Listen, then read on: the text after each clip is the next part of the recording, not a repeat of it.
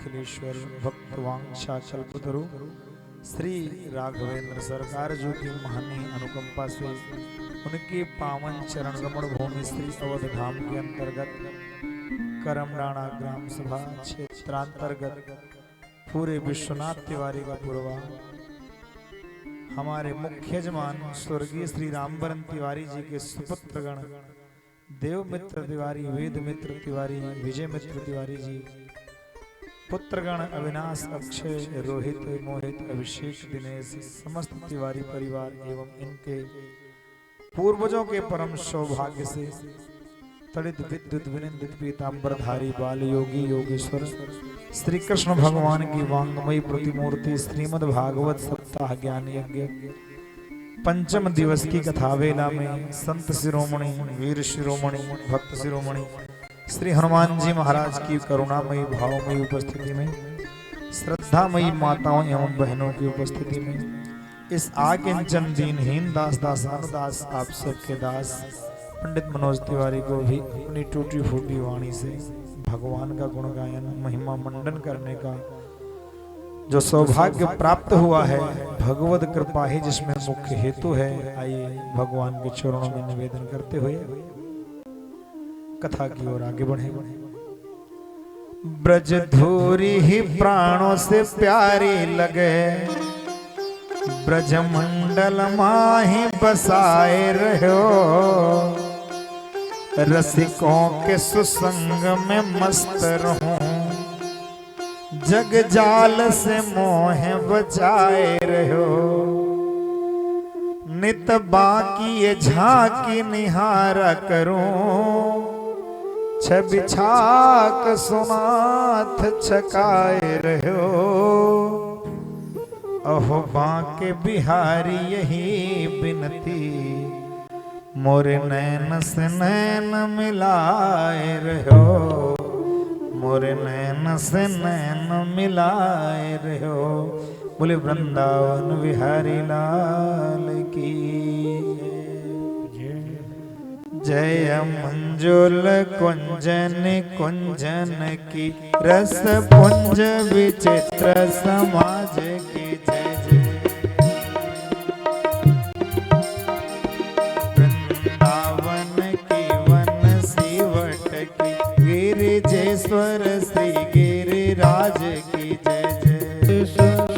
श्री गिरिराज की जय जय। गिरिजेश्वर श्री गिरिराज की जय जय। श्री गिरिराज की जय जय। ब्रज गोपिन गोप कुमारन की विपिनेश्वर के सुर साज की जय जय। ब्रज के सब संतन भक्तन की ब्रज मंडल श्री ब्रजराज की जय। ब्रज के सब संतन भक्तन की ब्रज मंडल श्री ब्रजराज की जय जय। ब्रज मंडल श्री ब्रजराज की जय। ब्रज मंडल श्री ब्रजराज की जय। वृंदावन बिहारी लाल की। कल की कथा प्रसंग में आप सबने भगवान श्री कृष्ण के जन्म का परम पावन चरित्र श्रवण किया और आज उसी के आगे बढ़ते हुए पूर्व प्रसंगों को पीछे से थोड़ा सा स्पर्श करते हुए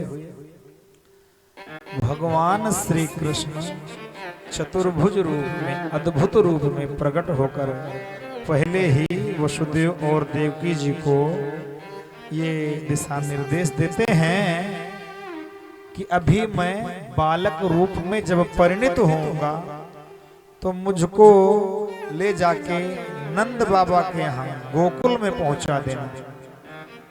वसुदेव जी ने कहा प्रभु मैं कैसे पहुंचा सकता हूं, मैं तो पराधीन हूं, जेल में बंद हूं, हाथों में हथकड़ियां, पैरों में बेड़ियां और पहरेदार, ये कारागार, मैं तो स्वतंत्र हूं, कैसे पहुंचाऊंगा। भगवान ने कहा कि सूत्र मैं बता देता हूं, पालन तुम्हें करना है। सूत्र क्या बताया? कहा कि सूप में रखकर मुझे सिर पर रख लो, तुम्हारे सारे हथकड़ी, बेड़ी और बंधन कट जाएंगे। सूप में रखकर क्यों? क्योंकि देखो अन्न को परिमार्जित करने का दो साधन माताएं अपनाती हैं। ये गृहिणियां जो हैं, महिलाएं हैं, अनाज को साफ करने के लिए दो साधन अपनाती हैं। एक सूप से फटक लियो, एक चलनी से झाड़ लियो। दोनों में अंतर क्या है? चलनी में रख के जब अन्न को हिलाया जाता है तो वो सार सब बाहर कर देती है, कूड़ा करकट इकट्ठा कर लेती है। तो भगवान को ये कूड़ा करकट इकट्ठा करने वाली बुद्धि नहीं पसंद है। दूसरी कौन सी है? सूप। साधु ऐसा चाहिए जैसा सूप सुभाए, सार को गहिर है, थोथा दे उड़ाए। तो सारग्राही बुद्धि यहाँ कथा में आए हैं, कहीं और भी कथा में जाएंगे, किसी समाज में जाएंगे, कुछ ना कुछ अच्छाई बुराई हर जगह है। जड़ चेतन गुण दोषमय विश्व कीन करतार, संत हंस गुण गाई पय परिहरि बार विकार। संत रूपी हंस गुण को ग्रहण कर लेते हैं। अच्छा देखो भैया, कोई भी ऐसा नहीं जिसमें सब अच्छाई ही अच्छाई हो, कोई ना कोई बुराई सबके अंदर है। एक ईश्वर ही निर्दोष रहा, बाकी सब में कुछ न कुछ दोष रहा। अगर बिल्कुल निर्दोष हो जाता, कोई दोष ना होता, तो मृत्यु लोक में जन्म ही ना मिलता। और कुछ ना कुछ अच्छाई भी सबके अंदर होती है, इसलिए किसी से नफरत। तो दोष और बुराइयों को ग्रहण करके आप अपने आप समझ लो, क्या आपका दिमाग डस्टबिन है? कूड़ा फेंकने वाला घूर है, तो कूड़ा करकट काहे इकट्ठा करते हो? वो अनमोल तिजोरी है जहां अनमोल शब्दों को, अनमोल विचारों को, भावों को, जीवन में काम आने वाली बातों को ही इकट्ठा किया जाए। तो इस तरह से भगवान का मतलब ये है कि तुम अपनी सारग्राही बुद्धि में रखकर हमें सिर पे रख लो, मतलब सिरोधार्य कर लो। ये स्वीकार कर लो कि हमारे सिर पर भगवान हैं, हमारे सारे काम वो संभाल लेंगे, बिगड़ने नहीं देंगे। सिर पर सीताराम फिकर फिर क्या करना, सिर पर सीताराम फिकर फिर क्या करना, सिर पर सीताराम फिकर फिर क्या करना, फिर बिगड़ बनेंगे काम, फिकर फिर क्या करना, बिगड़ बनेंगे काम, फिकर फिर क्या करना, बिगड़ बनेंगे काम, फिकर फिर क्या करना। पितु रघुवर अरु जानकी मैया, पितु रघुवर अरु जानकी मैया, पितु रघुवर अरु जानकी मैया, पितु रघुवर और जानकी मैया। फिर क्यों परेशान हो भैया, फिर क्यों परेशान हो भैया, फिर क्यों परेशान हो भैया। कटेंगे कष्ट तमाम, फिकर फिर क्या करना, कटेंगे कष्ट तमाम, फिकर फिर क्या करना, कटेंगे कष्ट तमाम, फिकर फिर क्या करना। सिर पर सीताराम फिकर फिर क्या करना, सिर पर सीताराम फिकर फिर क्या करना। जो जन राम कथा सत्संगी, जो जन राम कथा सत्संगी, जो जन राम कथा सत्संगी, उनके सहायक श्री बजरंगी, उनके सहायक श्री बजरंगी, उनके सहायक श्री बजरंगी। अतुलित बल के धाम फिकर फिर क्या करना, अतुलित बल के धाम फिकर फिर क्या करना, अतुलित बल के धाम फिकर फिर क्या करना। सिर पर राधे श्याम फिकर फिर क्या करना, सिर पर राधे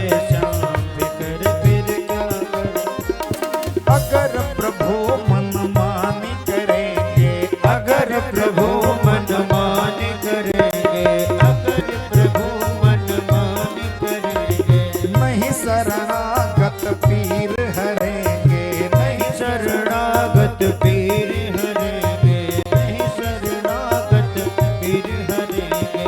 होगा बिरद बदनाम फिकर फिर क्या करना, होगा बिरद बदनाम फिकर फिर क्या करना, होगा बिरद बदनाम फिकर फिर क्या करना। सिर पर सीताराम फिकर फिर क्या करना, सिर पर सीताराम फिकर फिर क्या करना।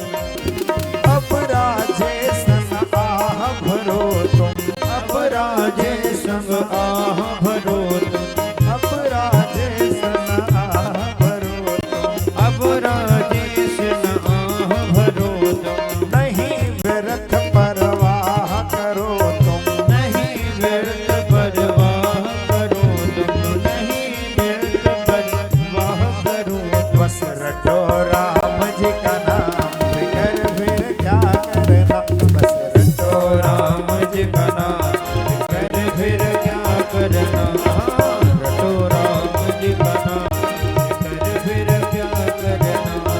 सिर पर सीताराम फिकर फिर क्या करना, सिर पर सीताराम फिकर फिर क्या करना, सिर पर सीताराम फिकर फिर क्या करना। बोलिए भक्तवत्सल भगवान की जय हो। जब भक्त को ये एहसास हो जाएगा कि सिर पर हमारे बांके बिहारी सरकार हमेशा विराजमान हैं, हमारा कुछ अनहित होने नहीं देंगे, तो भगवान अपने आप सब संभाल लेते हैं। इस तरह से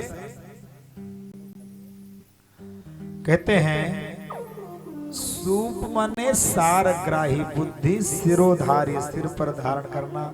और जैसे ही वसुदेव जी ने सूप में रख करके अपने सिर पर जैसे ही वसुदेव जी ने धारण किया, तुरंत सारे हथकड़ियां खुल गईं, सारी बेड़ियां खुल गईं और दरवाजे खुल गए, पहरेदार सो गए।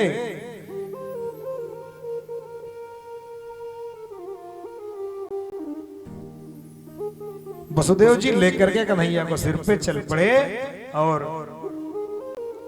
हमने बताया, कल सुनाया था आपको, भूप भयानक भादों की रात न सूझ परे जब पांव धरे ले, कृष्ण को ले वसुदेव चले मन सोच रहे अब नंद घरेले, जाई कलिंदी के ठाढ़े भये वसुदेव डरे जल आए गरेले, हूं कतही यदुनंदन के यमुना जी वहीं तरवा के धरेले। यमुना जी के धारा में जब प्रवेश करते हैं, गले तक जब जल आ गया, भक्त का भाव है कि किसी ने पूछा वसुदेव जी से कि वसुदेव जी यमुना की ये प्रचंड लहरें, प्रबल वेग और धारा आप देख नहीं रहे हो, खुद भी जल में डूबोगे, बच्चे को भी डुबाओगे, कम से कम पुण्य ना सही बच्चे के प्राणों की तो चिंता करो। वसुदेव जी ने जो जवाब दिया, इससे सिद्ध होता है कि सचमुच भगवान को सिरोधार्य कर लिया है। क्या जवाब दिया? वसुदेव जी ने कहा कि मैं यमुना की इस प्रचंड वेग लहरें और धारा को नहीं देख रहा हूं, मैं तो उसे देख रहा हूं जिसे मैंने अपने सिर पर धारण किया है या बिठाया है। कभी जो वो नट जो एक खंभे से दूसरे खंभे पे रस्सी बांध के रस्सी पे चलता है, देखे हो? कितने लोग देखे? जरा हाथ उठाओ। आपने देखा है ना? एक छोर से जब चलेगा एक लाठी के सहारे, तो जानते हो उसकी निगाह कहां होती है?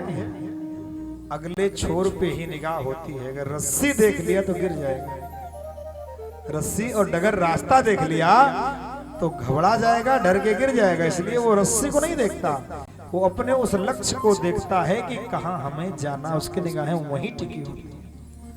जिन्हें अकेले चलने के हौसले होते हैं, एक दिन उनके पीछे काफिले होते हैं।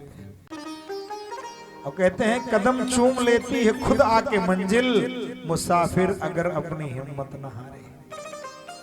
हिम्मत करते रहो, आगे बढ़ते रहो। दूसरी बात, मैं उसको देख रहा हूं जिससे अपने सिर पे धारण किया, आगे देखने का कार्य उसका है। खुली छतों के चिराग कब के बुझ गए होते, कोई तो है जो हवाओं के हाथ थामे है। पहले ढिबरी जलाई जाती थी, जाओ चौखटी पर रखे आओ या मोमबत्ती जलाते हो तो जलाने वाला ये ध्यान देता है दिया बुझने न पाए, आज लेके चलते हो हवा का झकोरा आता है तो जलाने वाला जिधर से हवा आ रही उधर से हाथ लगा के थामता है कि लोग बुझने न पाए। जब संसार का आम आदमी इतना जानता है तो वो परमपिता परमात्मा जिसने ये जीवन रूपी लो हमारी जलाई है, उसने जो कार्य सौंप दिया है वो संपन्न नहीं करेगा, वो अपने भक्तों की रक्षा सुरक्षा नहीं करेगा। इस तरह से जब वसुदेव जी प्रवेश करते हैं जल की धारा में, और एक आध्यात्मिक विषय और है, यमुना जी की धारा क्या है, विधि निषेधमय कलिमलि हरिणी और कर्म कथा रविनंदन बरिणी। ये कर्म की जो अपने अच्छे बुरे कर्म क्या करें क्या ना करें ये विधि है, ऐसे करना चाहिए, निषेध है, इसे नहीं करना चाहिए। जब इसमें उलझो और समझ में ना आए कि अब क्या करें, किंग कर्तव्य मूढ़ की भावना आ जाए तो भगवान पर छोड़ देना चाहिए। अपना टेंशन लेके चिंता करके बीमारी नहीं पालनी चाहिए। फिर वही बात याद करनी चाहिए कि वही है सोई जो राम रचि राखा और को करि तर्क बढ़ावे साखा। राम कीन चाहे सोई होई और करई अन्यथा अस नहीं कोई। तो होना वही है जो भगवान करेंगे, तो हम सोच करके काहे पागल बने, काहे मरे भैया, हैं? तो इस तरह से भगवान पे भरोसा करके आगे बढ़े। जमुना में बाढ़ आई। अच्छा, बाढ़ आने का भी भाव संत लोग अलग अलग देते हैं। देखो, ज्ञान लेने वाले को तो कहीं से भी कुछ भी ज्ञान मिल जाए वो इकट्ठा कर लेता है, और जिससे ज्ञान चाहिए ही नहीं, खाली अपनी वाली बढ़ा के साबित करना है। लिखा है, फूलई फलई न बेत जदपि सुधा बरसहि जलद, अमूरख हृदय न चेत जो गुरु मिलय बिरंचि समा। जो निराधर मूर्ख है उसे ब्रह्मा भी गुरु के रूप मिल जाए, नहीं सीखना तो नहीं सीखना। और सीखने वाले के लिए तो रास्ते की जो ठोकर होती है वो भी एक सबक सिखा देती है कि आगे देखकर पैर उठा के चलो, सीखिए। एक ब्राह्मण मुझे मिले थे संत, बड़ी बढ़िया बात कही थी। उन्होंने कहा था जीवन को ऐसे जियो कि क्या पता अगली सांस आए कि ना आए, कब मर जाए पता नहीं, लेकिन सीखो ऐसे ये सोचकर कि कभी नहीं मरना है। सीखो ऐसे कि कभी नहीं मरना है, सीखते रहो, पूरी जिंदगी सीखते रहो। तो अगर ज्ञान प्रसंग की चर्चा की जाए, यमुना में बाढ़ क्यों आई, संतों ने अलग अलग तरह तरह के अपने मंतव्य दिए हैं, विचार दिए हैं। संतों ने कहा, देखो भैया, एक तो वैसे भी सावन और भादों 2 महीना खूब बारिश होती है, बाढ़ आई रहती है नदियों में, पहला कारण ये है। दूसरा, रात की वेला में नदी में प्रवेश नहीं करना चाहिए, नदियां भी सो रही होती हैं, सोच रही हैं कि मैं इस समय सो रही हूं, मुझे झचकोर के जगाने कौन आ गया। मैं एक निवेदन करना चाहूंगा, पीछे दादाजी जो आप बैठे हैं ना, आप आगे आ जाइए, हमारे सामने आ जाइए। हमारे सामने जब तक 2-4 प्रबुद्ध बुजुर्ग और समझदार श्रोता नहीं होते तब तक हमारा अंदर से भाव और प्रवाह ही नहीं होता है। पता नहीं क्या गॉड गिफ्टेड है, क्या कारण है, क्या वजह है। जब सामने रसिक और बुजुर्ग श्रोता होंगे तो वैसे ही भाव निकलेगा। एक परंपरा सी बनती चली आई है, किसको कहां कैसे बिठाया जाए इसका भी एक क्रम होता था। हम नहीं, ये बड़े ऊंचे ऊंचे अच्छे अच्छे कथावाचकों ने कहा है। जो बड़े कथावाचकों कथा होती है तो बगल में एक स्टेज अलग संतों के लिए लगता है। जो संत महात्मा मठाधीश या बुजुर्ग कथा रसिक आते थे उनको आगे के एक लाइन में बैठाया जाता था। रस्सी बांधने का यही मतलब हुआ, एक तरफ से पुरुष एक तरफ से महिलाएं। अब अन्यथा मत लीजिएगा, मेरे बात कोई बुरा मत मानिएगा, मैं कोई से अपना विचार साझा कर रहा हूं। आगे महिलाएं और बच्चे होते हैं। ये लोग कौन सा प्रसंग कैसा पसंद कर रहे हैं। हमारे पास तो भैया पढ़े लिखे और बड़े बूढ़े बुजुर्गों वाला ही प्रसंग है, तो सामने वैसे लोग मिलेंगे तब मुझे भाव बनेगा। यमुना में बाढ़ क्यों आई, संतों ने कई कारण बताया। पहला ये कि सावन और भादो 2 महीने में नदियां रजस्वला रहती हैं, स्नान भी नहीं करना चाहिए। हर जगह गंदा पानी आता है, यह प्रमाण मान लो। नाली नदी का नाले का हर जगह पानी आता है। दूसरा, रात को सो रही हैं, मुझे सोते हुए झिझकोर के जगाने कौन आ गया, ये भी एक अपराध है, नहीं करना चाहिए। तीसरा, भगवान सोच रहे हैं कि जिनके लिए इतने लंबी उम्र से तपस्या कर रही हूं, इतनी लंबी तपस्या कर रही हूं, आज वह हमारे प्रभु हमारे तट पर क्या हमारे पास पधार रहे हैं। झिझकोर के जब जगी उठ के देखी कि हमारे प्रभु पधार रहे हैं, तो क्या प्रभु का दर्शन नहीं करना चाहिए। प्रभु का दर्शन करने के लिए यमुना जी के हृदय में उमंग की बाढ़ आई और वो ऊपर उठने लगी। अच्छा, एक बात और बताओ, आजकल विवाह करने के लिए लड़की देखी जाए और लड़की उम्र में 1-2 साल बड़ी निकल जाए, कोई विवाह के लिए हाँ करेगा? नहीं करेगा। लड़कियां तो बड़ी बात, और लड़का के लिए कहते कन्या से बरदून चाहिए। भैया ये अत्याचार का है।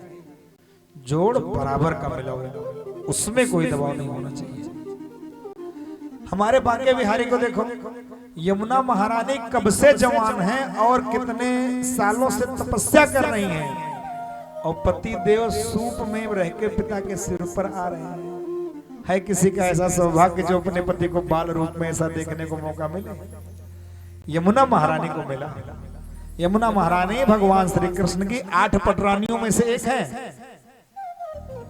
तो पत्नी नवयुवती हो, खूबसूरत हो, जवान हो, तपस्या कर रही हो, पति देव बाल रूप में सूप में आ रहे हो, उत्सुकतावश दर्शन के लिए ऊपर उठी। कन्हैया ने कहा, बेशरम कहेंगी, ससुर जी के सिर पे चढ़ी आ रही है, कुछ तो लिहाज करो ससुर जी का। ऊपर से जेठ जी भी पीछे हैं, फन की छाया किए हुए शेषनाग जी। मानो यमुना माता रोने लगी, सरकार इतनी लंबी प्रतीक्षा के बाद अगर आप पधारे हैं तो क्या दर्शन भी दुर्लभ होगा? क्या मैं आपको देख भी नहीं सकती हूँ? कन्हैया ने कहा, फिलहाल तुम्हारे तट पर तरह तरह की लीलाएं करेंगे, तुमको पूरा आनंद देंगे, पर आज खाली चरण स्पर्श से काम चलाओ। पैर लटका दिया, यमुना ने चरण स्पर्श कर लिया, नीचे को उतर गई। फिर पहुंचे गए वसुदेव के यहाँ, बालक को लिटा दिया, कन्या को लेकर के आए, यमुना पार आ गए। हमने सुनाया था कल कि सुबह हुआ, कन्या रोती है। जेल के जब रखवाले पहरेदार जाके कंस को बताते हैं, कंस आता है, कन्या को मारने चलता है। दया न आई कंस को, घड़ा पाप का फूट, पत्थर पर पटकन चला, गई हाथ से छूट। हाथ से वह कन्या छूट गई और आकाश में जाकर अष्टभुजी होकर के आकाशवाणी किया, और वही जाकर के विंध्यवासिनी मैया बनी है। बोले विंध्यवासिनी मैया की। विंध्याचल निवासिनी विंध्यवासिनी वही नंद की कन्या है। इधर सवेरा हुआ, जब कन्हैया रोते हैं तो सारी दास दासियां, सारी घर की जो सेविकाएं थीं, सबसे पहले तो बुआ सुनंदा आगे दौड़ी दौड़ी आती हैं। बुआ के नेक भैया बड़ा तगड़ा हुआ था, काजर वाजर लगावे के चक्कर में। ये परंपरा है, रिश्तों को मान देने की एक परंपरा है। एक बात और मैं अपना अनुभव साझा करूं, जैसे मैं आप सबसे कहता रहता हूं, विचार करिएगा। माँ की ममता की दुनिया में कोई तुलना नहीं है, तो बात सही है। पर माँ के मरने के बाद या माँ के न रहने के बाद उस प्यार की झलक कहीं दिखती है तो बहन में दिखती है। सही बात है कि नहीं? कितने लोग सहमत हैं? जरा हाथ उठाओ जो लोग इस बात से सहमत हैं। माँ के ममता की वो झलक माँ के बाद कहीं देखने को मिलती है तो बहन में ही देखने को मिलती है। और बहन त्याग और समर्पण का प्रतिरूप है। बहन त्याग और समर्पण का प्रतिरूप है। ये छोटे मोटे उपहार देकर, ये छोटी मोटी भेंटें देकर, क्या आपके दिए 100, 200, 50 हजार, 2000 से उसका कुछ हो जाएगा? आपकी प्रॉपर्टी में बराबर का हिस्सा उसका भी तो था। जब तक वो एनओसी नहीं देगी कोर्ट में, तब तक आपका हिस्सा आपको मिलने वाला नहीं है।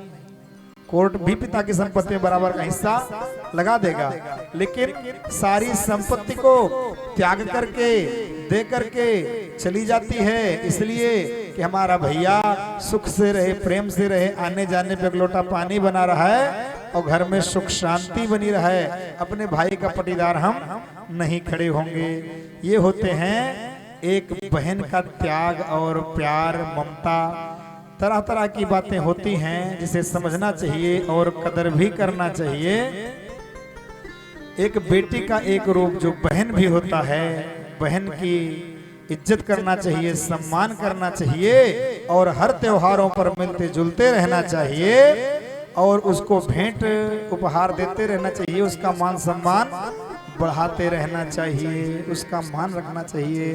भाई हो या पिता हो, अब तो वही है ना, पिता के बाद भाई ही तो देख रेख करने वाला होता है। भाई भी रिश्ता ऐसा है जो पिता की तरह डांट सकता है, माँ की तरह लाड प्यार कर सकता है और अपनी बहन का हर तरह से ख्याल रखता है। इसलिए ये रिश्ते जो हैं भगवान की दी हुई बहुत बड़ी अनमोल धरोहर हैं। इन रिश्तों को संभालना चाहिए और किसी भी कारण से दूरी दरार आ भी जाए तो पास में बैठ के सम्मान पूर्वक उस दूरियों को दूर करना चाहिए। झुकना चाहिए, रिश्ते निभाने के लिए झुकना पड़ता है। एक बहन क्या कहती है, नहीं चाहिए हिस्सा भैया मेरा मायका सजाए रखना, राखी भैया दूज पर मेरा इंतजार बनाए रखना, कुछ देना ना देना चाहे पर अपना प्यार बनाए रखना, पापा के इस घर आंगन में मेरी याद बसाए रखना, बच्चों के मन में भी मेरा मान सम्मान बनाए रखना, बेटी हूं इस घर की भैया ये सम्मान बचाए रखना। एक बहन की यही उम्मीदें होती है अपने भाई से। तो ये जो काजर लगाए नियग, गोवर्धन गोठेक नियग, कलसा गोठेक नियग, ये सिर्फ वो सम्मान का प्रतीक है, पैसा चिन्ह वस्तु का नहीं, वह सम्मान है, वह हक है। मैं बड़े मजे की बात बताऊं आपको, कहना तो नहीं चाहिए। अब की जमजुतिया पे हम अपने मामा के यहाँ पहुंच गए और जबरदस्ती अपने मामा से लड़के मैंने मेला देखने के लिए पैसा लिया। नाना हमारा पैसा देते रहे, मामा पैसा लाओ मेला देखे जाइए, और मामा ने दिया भी, हंस के दिया। पहले हंस रहे, कह रहे इतना अच्छा खासा कमा रहे तुम्हें हम क्या दे सकते। हमने कहा मेरा हक मुझे चाहिए आपके हाथों से, और लिया भी, मामा ने दिया भी। ये अपनापन, दावा, अधिकार, प्यार, सिर्फ वो प्यार, पैसे से कुछ नहीं होता। ये तो हाथ की मैल है, आएगा जाएगा। दौलत ही तो आदमी को अपनों से दूर कर देती है। तो बहन सुनंदा ने जब जाके नंद बाबा को बधाई दी, बधाई हो भैया। अरे बहन बताओ तो क्या हुआ? कहीं नहीं, पहले हमारा नेक दियो। तिजोरी की चाबी फेंक दी बहन, जो मर्जी जितना मर्जी ले ले, पर बता दो क्या हुआ? तब बताया कि लल्ला हुआ। तो बधाई उत्सव आप सबने खूब सुना। थोड़ा सा आध्यात्मिक प्रसंग हो जाए अगर आप इजाजत दें तो। किसी ने पूछा भगवान से कि रोते क्यों हो? तो साधारण सी बात है कि रोना तो बालक का स्वभाव है, लेकिन बात ज्ञान वाली, चर्चा वाली की जाए। भगवान ने कहा कि मेरे रोने के दो कारण हैं, मेरे रोने के दो कारण हैं। पहला कारण क्या? कि जब जीव सारग्राही बुद्धि में मुझे रख करके मुझे सिरोधार्य करता है तो उसके सारे हथकड़ियां, बंधन, जन्म जन्मांतर के दुख कट जाते हैं। लेकिन फिर जैसे ही वो मुझे सिर से उतार कर मेरी माया को सिरोधार्य कर लेता है, उसके आने वाले भविष्य पर, उसके दुख पर, उसकी मुसीबतों पर मुझे रोना आ जाता है कि फिर वही हथकड़ियां, फिर वही बेड़ियां, फिर वही जेल, फिर वही कैद। विचार करो, वसुदेव ने भगवान को सिर से उतारा और भगवान की माया रूपी कन्या को सिरोधार्य किया, तो जैसे जेल पहुंचे फिर हथकड़ी, फिर बेड़ियां, फिर बंधन, वही के वही। तो भगवान ने कहा कि जब जीव हमसे फिर दूर होने लगता है, हमें सिर से उतार कर हमारी माया को सिरोधार्य करता है, तो मुझे रोना आ जाता है और अपनी माया पर गर्व भी होता है। भैया हमारी कोई चीज अगर कामयाब होगी, खुशी होगी कि नहीं? भगवान की माया बड़ी विचित्र है। सब जग को रही नचाए, हरि माया जादू करे। सब जग को रही नचाए, हरे माया जादूगरनी सब जग को रही नचाए, हरे माया जादूगरनी। हरि माया जादूगरनी, हरि माया जादूगरनी, हरि माया जादूगरनी, हरि माया जादूगरनी सब जग को रही नचाए, हरि माया जादूगरनी। सब जग को रही नचाए, हरि माया जादूगरनी। कोई आको भेद न पावे, ये सबको नाच नचावे। कोई को भेद न पावे, ये सबको नाच नचावे। कोई आको भेद न पावे, ये सबको नाच नचावे। कोई को भेद न पावे, ये सबको नाच नचावे। दुख में सुख रही दर्शाए, हरि माया जादूगरनी। दुख में सुख रही दर्शाए, हरे माया जादूगरनी। दुख में सुख दर्शाए, हरे माया जादूगरनी। जो माया सब जगहीं नचावा, हो जो माया सब जग है नचावा।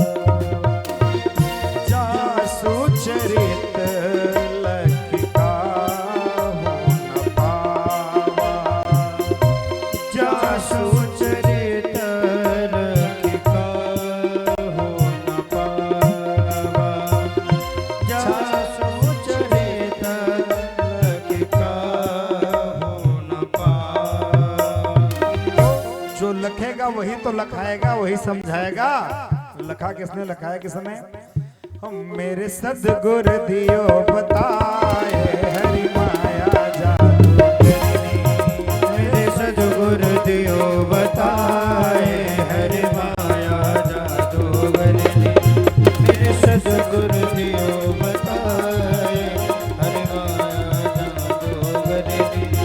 सब जग को रही मचाए, हरि माया जादूगरनी। सब जग को रही नचाए, हरे माया जादूगरनी। बोली भक्तवत्सल भगवान की। पहला कारण तो ये हो गया।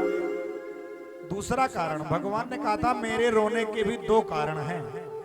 तो प्रभु आप रोते क्यों हो? रोने का दूसरा कारण भगवान कहते हैं कि जब मैं पास में होता हूं और जीव सोता है तो उसके दुर्भाग्य पर मुझे रोना आ जाता है। बड़ी बात है, ध्यान सुनिएगा। जब मैं पास में होता हूं और जीव सोता है तो उसके दुर्भाग्य पर मुझे रोना आ जाता है कि मुझे पाने के लिए बड़े बड़े सिद्ध मुनि संत महात्मा ऋषिगण कितनी लंबी लंबी योग ध्यान धारणा समाधि के भाव से तपस्या करते हैं, पर मैं प्राप्त नहीं होता हूँ। आवाज यशोदा के बगल इतने प्रेम से आके लेटा हूँ, ये सो रही है। अच्छा एक बात बताना, इतनी प्यारी दिव्य सरस भगवान की कथा हो रही है, पर क्या ग्राम सभा में इतने ही लोग हैं जितने आए हैं? तो जो आए हैं वो भगवान के अपने खास हैं, जो नहीं आए हैं उनके बारे में हम क्या कहें? वो बड़े सौभाग्यशाली हैं जो भगवान के चरणों में लगे हैं।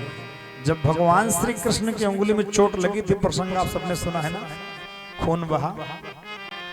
शोक सत्य भामा कियो रुक्मिणी रोई धाय, और बांधन को पट खोजती पटरानी अकुला।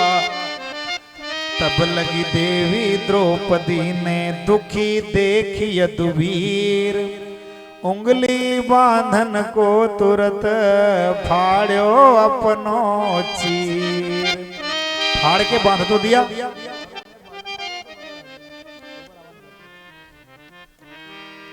फाड़ के जब बांध दिया कन्हैया की उंगली में, कन्हैया ने कहा अरे बहन, इतनी छोटी सी साधारण सी चोट थी, तुमने इतनी कीमती साड़ी क्यों फाड़ दी, क्या जरूरत थी। द्रौपदी ने जो जवाब दिया वही सुनकर कन्हैया ऋणी हो गए, मुरीद हो गए। द्रौपदी ने क्या कहा कि हे घनश्याम, हे कन्हैया, प्यारे घनश्याम यदि काम आवे आपके तो काढ़ दूं नसों को, ये तो रेशम के धागे हैं, धागे भी साधारण से इनको कौन मोल करे, न दुल्हन के जोड़े हैं न दुल्हा के बागे हैं। अब मैंने नहीं फाड़ी चीर, मैंने तो फाड़ी ही नहीं तो फटी कैसे, मैंने नहीं फाड़ी चीर पीर देख के अधीर, धागे ही स्वयं नाथ चीर छोड़ भागे हैं।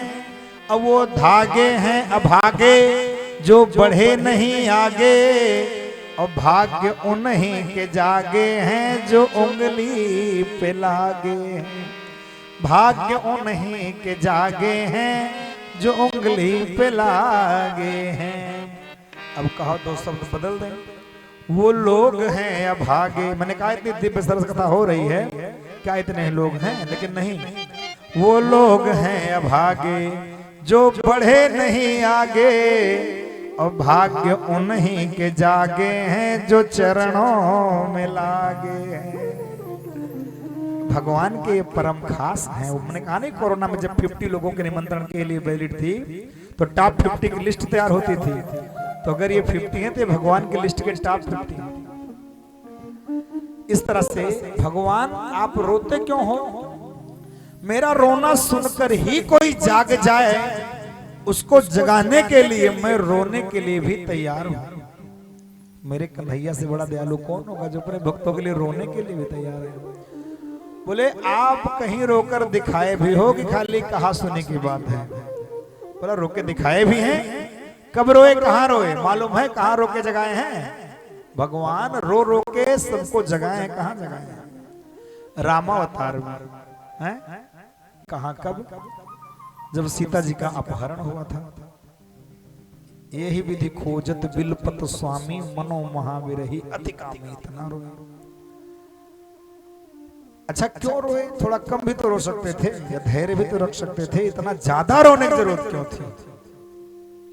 भगवान राम को इतना ज्यादा रोने के लिए, इतना ओवर एक्टिंग करने के लिए, पूछत चले लता तरुपाती, हे खग हे मृग हे मधुकर श्रेणी तुम देखी सीता मृग नैनी, जड़ चेतन से पूछते चल रहे हैं, इतना ज्यादा आसक्ति, इतना ज्यादा रोना क्यों। भगवान की कोई लीला व्यर्थ नहीं होती है, पीछे कोई न कोई गहरा कारण होता है। राम जी जब सारे ऋषि मुनि महात्माओं के शास्त्र में जा जाके मिला करते थे, सत्संग किया करते थे, तो संत महात्माओं के दिमाग में एक ख्याल आया कि हम सब लोग अपनी पत्नी को, परिवार को छोड़ करके अकेला एकाकी जीवन बिताने के लिए साधु महात्मा बनकर रहने के लिए वन में आए हैं। अगर राम जी अपनी पत्नी के साथ कुटिया बना के रह के सत्संग कर सकते हैं, साधना कर सकते हैं, धर्म का निर्वाह कर सकते हैं, भजन कर सकते हैं, तपस्या कर सकते हैं, तो हम सब क्यों नहीं करते। अब एक दासी तो होनी चाहिए। चलो हम लोग भी शादी करेंगे, विवाह करेंगे, सब विवाह करने के लिए तैयार हो गए। अच्छा भैया, दंडक वन में इतने हजारों की संख्या में महात्मा इकट्ठे विवाह करने का विचार बना लें तो दुल्हन कहाँ मिलेगी, और बिना दुल्हन के विवाह होगा कैसे। सही बात है कि नहीं। तो सबने एक कथा सुन रखी थी, बोले राम जी बड़े दयालु हैं, हमारे ऊपर दया करने के लिए ही पधारे हैं। अच्छा देखो, कहीं शादी के लिए लड़की देखने जाओगे तो आपके पास दो ही विकल्प है, या तो लड़की को पसंद करो, हाँ ठीक है, नाक नक्श डिजाइन सुंदरता पसंद है, ठीक है, हाँ, तो लड़की पसंद नहीं है, कैसे। ये विकल्प तो नहीं कि मोटी है थोड़ा पतली कर लो, लंबी है थोड़ा छोटी कर लो, नाक मोटी है नाक पतली कर लो, टेढ़ी है सीधी कर लो, कोई सुधार के चांस नहीं है कि नहीं। मन की दुल्हन अपने आप चुनने के लिए कितने लोग 30-35 साल होते होते आधे बूढ़े हो जाते हैं, तो अंत में न बताए जोन मिले तो उन्हें से ही कम से कम ब्याह हो जाए। हमारे पास 10 लोगों के ऐसे फोन आए, महाराज कौन से ब्याह कराओ, का इतनी उम्र कैसे हो गई, बोले मन की मिली नहीं, ढंग की मिली नहीं, अब मिल नहीं रही है, अब कोनो नहीं मिल रही है।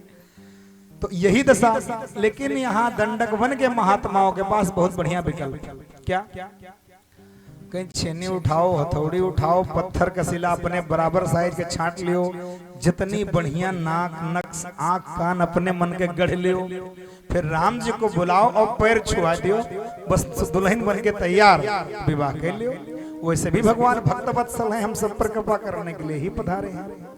ये मैं दंत कथा नहीं सुना रहा हूं, तुलसीदास जी ने कवितावली में लिखा है, बिंध्य के वासी उदासी तपोनिधि हारी महाबिनु नारी दुखारे, गौतम तीय तरी तुलसी। ये कथा सब सुने थे, सो कथा सुनि भय मुनि वृंद सुखारे, हुई है शिला सब चंद्रमुखी।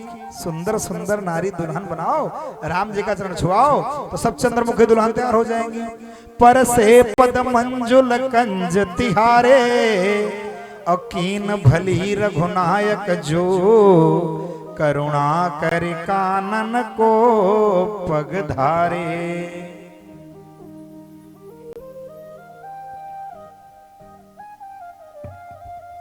राम जी हम सब पर कृपा करने के लिए ही वन में पधारे हैं। अब साधु महात्मा लोग धीरे धीरे सत्संग में आना कम हो गए। जहां हजारों की भीड़ जुड़ती थी, धीरे धीरे 100-200 कम हुए, 500 कम हुए, अब मुश्किल से 50 देखने को नहीं मिल रहे हैं। एक दिन एक चेले को बुला करके राम जी ने पूछा कि क्या बात है भैया, आजकल बाबा लोग सत्संग में काहे नहीं आ रहे हैं, सब साधु महात्मा कहाँ चले गए?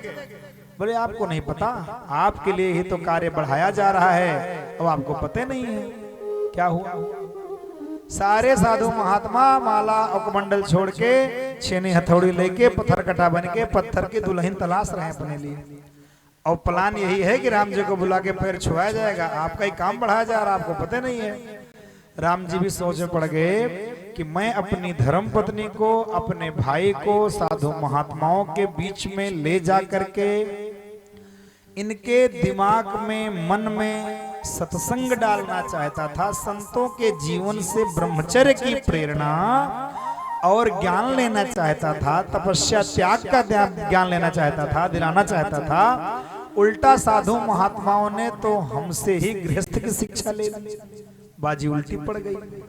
अब एक बात बताओ, जरूरी है कि सबकी दुल्हन सीता माँ की तरह ही हो जाएगी? हैं? राम जी अगर अपनी सीता जी के साथ वन में रह के तपस्या कर सकते हैं, तो क्या हर स्त्री सीता हो सकती है? सीता जी जैसा तो कोई हो ही नहीं सकता। अपने आप में अद्भुत है माता सीता। सीता जी का चरित्र हृदय में आते ही हमारे मन में कई बार इतना हृदय गदगद हो जाता है, ऐसे दिव्य भाव आ जाते हैं। कथा तो भागवत की है, राम कथा होती तो मैं जरूर सुनाता। बहुत अद्भुत प्रसंग है। उद्भव स्थिति संहार कारणीम क्लेश हारणीम, सर्व श्रेयस करीम सीताम, न तो हम राम वल्लभाम।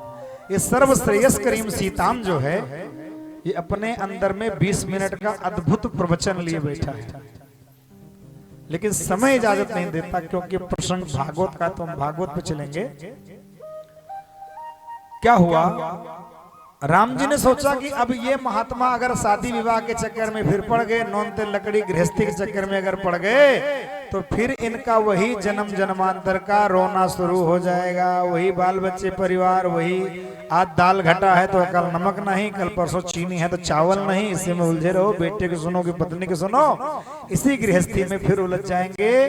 तो इनका जन्म जन्म का रोना 84 लाख योनियों में भटकना फिर शुरू हो जाएगा, जिससे बचने के लिए ये महात्मा बनकर इतना दिन त्याग करके तपस्या किए हैं, सब व्यर्थ चला जाएगा। देखो भैया, कहावत है, जैसे रोगी के मन भावे वैसे वैद्य बतावे। गलत बात है। अगर वैद्य रोगी के अनुकूल स्वभाव देखेगा तो इलाज कैसे करेगा? वो असली वैद्य नहीं है। असली वैद्य तो वो है जो मरीज की रोग को दूर करे। मरीज को अच्छा लगे चाहे बुरा लगे, पर रोग दूर होना चाहिए। दवाई मीठी हो चाहे कड़वी हो, पर रोग का नाश करने वाली होनी चाहिए। राम जी ने वही किया। अब इनको हम वापस सही रास्ते पे कैसे लाएं? ये महात्मा जो पथभ्रष्ट हो गए, भटक गए हैं, इनके विचार बदले हैं, इनका दोबारा पुनः सही रास्ते पर हम कैसे लाएं? राम जी ने विचार किया, सीता जी के हरण की लीला रची और सीता जी को खोजने के लिए रोते रोते इतने इतने जोर से रोए। बताया ना कि यह विधि खोजत विलपत स्वामी मनो महावीरही अतिकामी। तो रोने की आवाज एक महात्मा कान में पड़ी, कह रहा है भैया देखो कोई रो रहा हो। कहीं कौन रो रहा है? कहीं ऊंचे चढ़ के देखो तो क्या रो रहा है। तो अरे तो राम जी रो रहे हैं। किसके लिए रो रहे हैं? बोले हा गुण खान जानकी सीता, अपनी सीता के लिए रो रहे हैं। तुम देखी सीता मृग नयनी, सीता के लिए रो रहे हैं। बोले तो क्या पत्नी के लिए रोना भी पड़ता है? बोले यही तो बात है कि पत्नी के लिए ही रोना पड़ता है, बाकी सब तो समझ जाते हैं, सब कोई फर्क नहीं पड़ता। कोई बने बिगड़े नाराज हो खुश रहे, ठीक है देखा जाएगा, जा जो दे दो ना दो। लेकिन अगर पत्नी का मान बिगड़ जाए दिमाग डिस्टर्ब हो जाता है। पत्नी के लिए ही रोना पड़ता, जब तक नहीं है पत्नी आने के लिए रो, आ जाने के बाद निभाने के लिए रो। बोलो शंकर भगवान की। गांव के देसी कहावत गुड़ भरी हंसिया न लीलत बने न वो गिलत। तो अब राम जी का रोना देखकर जब महात्माओं ने सोचा और ये देखा कि क्या पत्नी के लिए रोना भी पड़ता है? बोले हाँ पत्नी के लिए भी रोना ही पड़ता है। तो बोले इससे अच्छा तो भी हम बहिने ठीक है, कम से कम रोना तो नहीं पड़ेगा। जितनी मूर्ति डिजाइन आधी ज्यादा कम बनी थी सब छोड़े, छेनी हथौड़ी फेंके, फिर से अपनी झोरिया का मंडल माला लिए आकर के समाधि में बैठ गए। अब एकांत में अकेले में जाके राम जी लक्ष्मण जी से कह रहे हैं, देखा लक्ष्मण मेरे रोने की लीला भी कितनी काम आ गई कि इतने हजार महात्माओं का जन्म जन्मांतर का रोना छूट गया और सही रास्ते पे आ गया। एक प्रसंग और, नारद जी ने जब भगवान को इस स्थिति में देखा तो उनके मन में ख्याल आया कि मोर साप कर अंगीकारा, राम सहत नाना दुख भारा। राम जी तमाम दुख सह रहे हैं, मेरे साप को स्वीकार करके जाके मैं क्षमा प्रार्थना करूं। और भगवान से आज मौका बढ़िया है कि पूछ लूं कि जब मैं विवाह करना चाह रहा था तो भगवान ने मुझे विवाह करने क्यों नहीं दिया।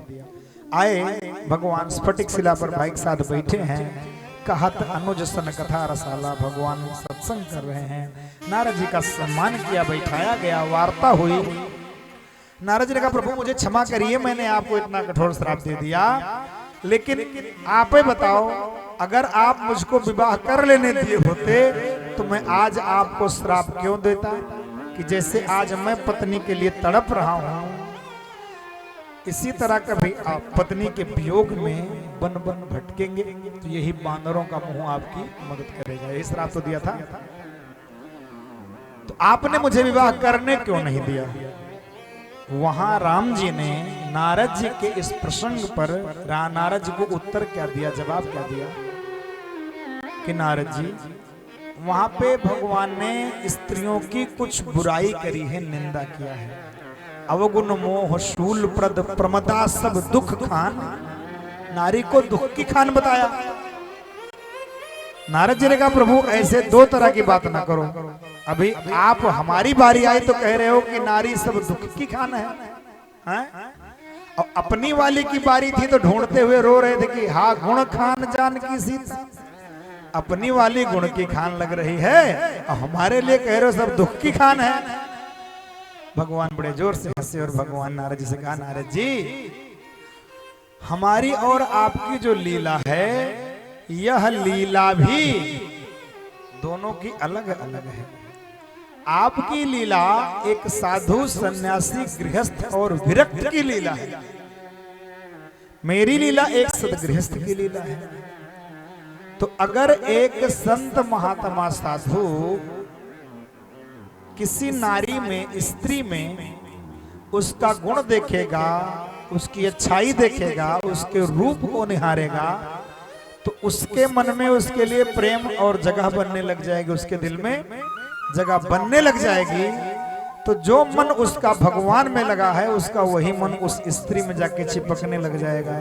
तो क्या वह भगवान की भक्ति कर पाएगा, अपने योग के पथ पर चल पाएगा।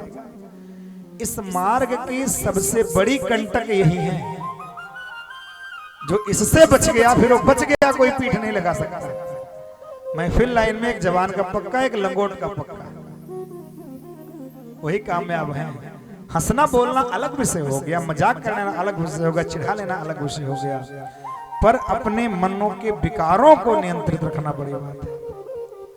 विश्वामित्र जैसे महात्मा 3000 वर्ष तक निरंतर तपस्या किए और अप्सरा के चक्कर में सारी तपस्या मेनका ने भंग कर दी ना। इसीलिए संत महात्माओं को, साधुओं को महिलाओं से ज्यादा वार्ता नहीं करनी चाहिए, ज्यादा करीब नहीं जाना चाहिए, जितना हो सके बचना चाहिए। इनके निगाह में ये दुख की खान होनी चाहिए। और मेरी जो लीला है एक सदगृहस्थ की लीला है।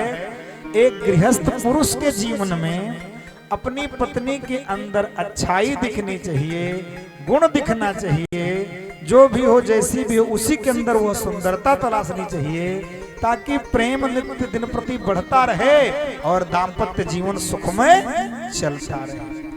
भाई एक पति अपनी पत्नी की अच्छाई देखेगा, गुण देखेगा, तभी तो प्रेम होगा, तभी तो गृहस्थी गाड़ी अच्छे से चल पाएगी। इसलिए नारद जी हमारी आपकी दोनों की लीला भी अलग अलग है, इसलिए दृष्टिकोण भी अलग अलग है।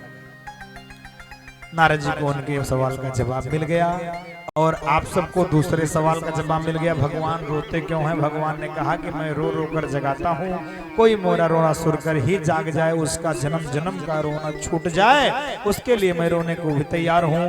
रो रो कर गोपियों को जगाया, गीता का ज्ञान देकर अर्जुन के साथ पूरे विश्व को जगाया।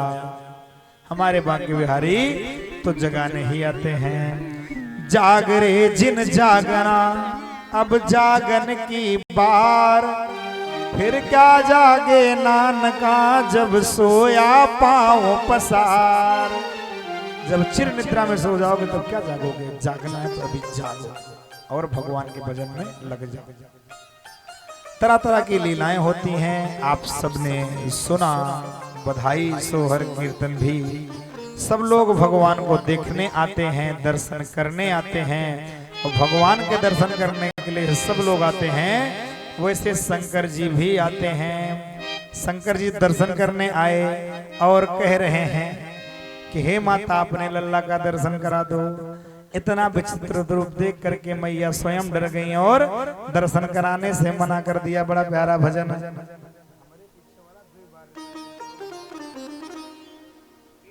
देखई न देवे ललनवा, सुना हे बाबा टनवा लगाई दे बाहो। देखई न देवे ललनवा, सुना हे बाबा टनवा लगाई दे बाहो। देखई न देवे ललनवा, सुना हे बाबा टनवा लगाई दे बाहो।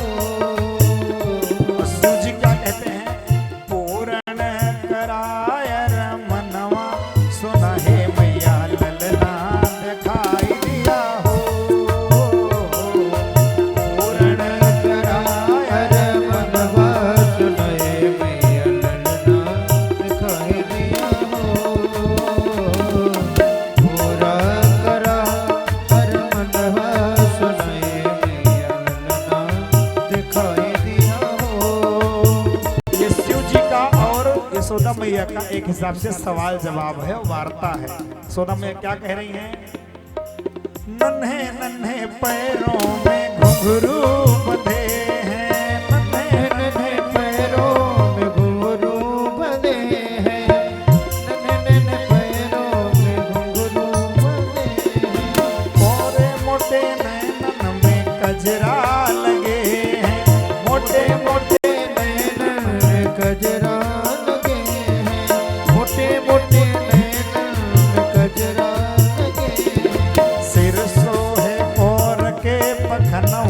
सुना हे बाबा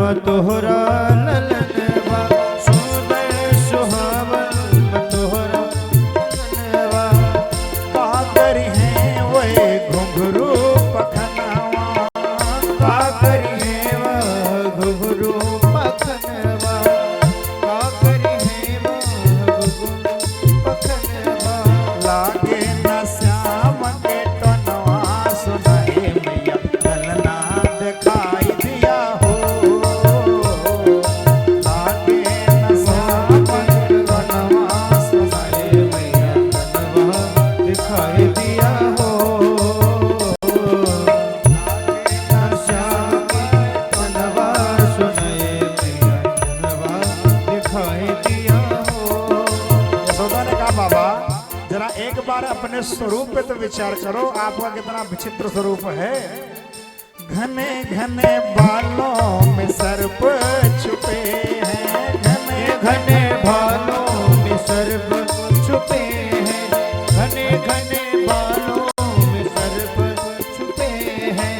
पवन में बिछुअन के कांटे जड़े हैं, पवन में बिछुअन के कांटे जड़े हैं, पवन में बिछुअन के कांटे जड़े हैं। डरी जाई हैं देख के ललनवा, सुनाए बाबा डनवा लगाई दे बाहो। डरी जई है देख के ललनवा, सुनहे बाबा डनवा लगाए दिया हो। डरी जई है देख के ललनवा, सुनहे बाबा लगाए दिया हो। दर्शन करा चाहो जो लाल जी के, दर्शन करा चाहो जो लाल जी के, दर्शन करा चाहो जो लाल जी के। आपन रूप करो तुम नी के, आपन रूप करो तुम के, आपन रूप करो तुम के। यही विधि होए दर्शनवा, सुनाए बाबा डनवा लगाई दे बाहो। यही विधि होए दर्शनवा, सुनाए बाबा डनवा लगाए दिया हो। यही विधि होए दर्शनवा, सुनाए बाबा डनवा लगाए दिया हो। बोले भक्तवत्सल भगवान की। तो इस तरह से जब शिव जी ने सौम्य रूप में दर्शन दिया, कन्हैया का दर्शन करके आए, शिव जी ने कहा हे मां, आप याद करो आपने पूर्व जन्म में मुझसे वादा किया था कि मैं प्रभु का दर्शन आपको कराऊंगी। कब? जानते हो पूर्व जन्म में कौन थे भैया? भक्ति किसी के अंदर बचपन से ही लग जाती है, और कोई बुढ़ा जाता है भक्ति मन ही नहीं लगता, तो अगरबत्ती नहीं लगाते। और कोई बचपन से ही खूब प्रेम भाव से भक्ति करता है। जानते हो क्यों? ये भक्ति का खेल एक जन्म का नहीं है, जन्म जन्मांतर का है। भगवान और भक्त का ये रिश्ता जन्म जन्म का है। पिछले जन्म में भक्ति की यात्रा जितनी चल करके रुकी थी प्राण छूटते समय, अगले जन्म में उसी के आगे से यात्रा शुरू होती है। जैसे आपको दिल्ली जाना हो और सोचो कि यहाँ से दिल्ली दूर पड़ जाएगा, चलो आज चले कानपुर में रुकते हैं, कल कानपुर से चलेंगे, या चले गाजियाबाद पहुंचेंगे, वहीं रुक जाते हैं, तब अगले दिन पहुंचेंगे। तो उतनी यात्रा तो आपकी कम हो गई ना। इसी तरह से अच्छा, कुछ लोग खूब भक्ति करते फिर भी उनके जीवन में परिवर्तन नहीं आता है, उनके दुख नहीं दूर होते हैं।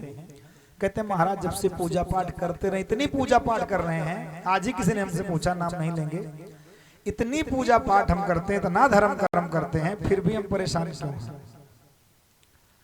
सबके जीवन में सवाल आता है भाई, पूजा पाठ भक्ति ना करे वो परेशान हो तो हो, ठीक है, इतनी भगवान की शरणागति में रहने वाला, पूजा पाठ करने वाला, भक्ति करने वाला क्यों परेशान हो रहा है? इसके दो कारण हैं।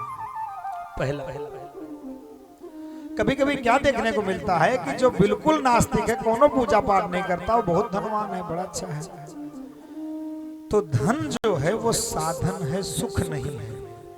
पहली बात, धन साधन है, सुख नहीं है। 6 तरह के सुख बताए गए हैं।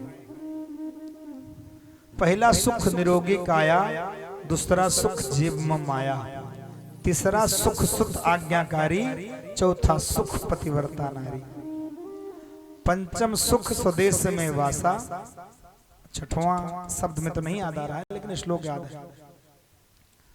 श्लोक में वेद व्यास जी ने भी सुनाया है, जन्मेजय से कहा था देवी भागवत में, क्या 6 तरह के सुख कौन है? अर्थागमो, धन का निरंतर आगमन बना रहा है ताकि जरूरतें पूरी होती रहे। नित्य मरोग्यता चाह, हमेशा शरीर आरोग्य बना रहा है, कोई बीमारी ना रहे।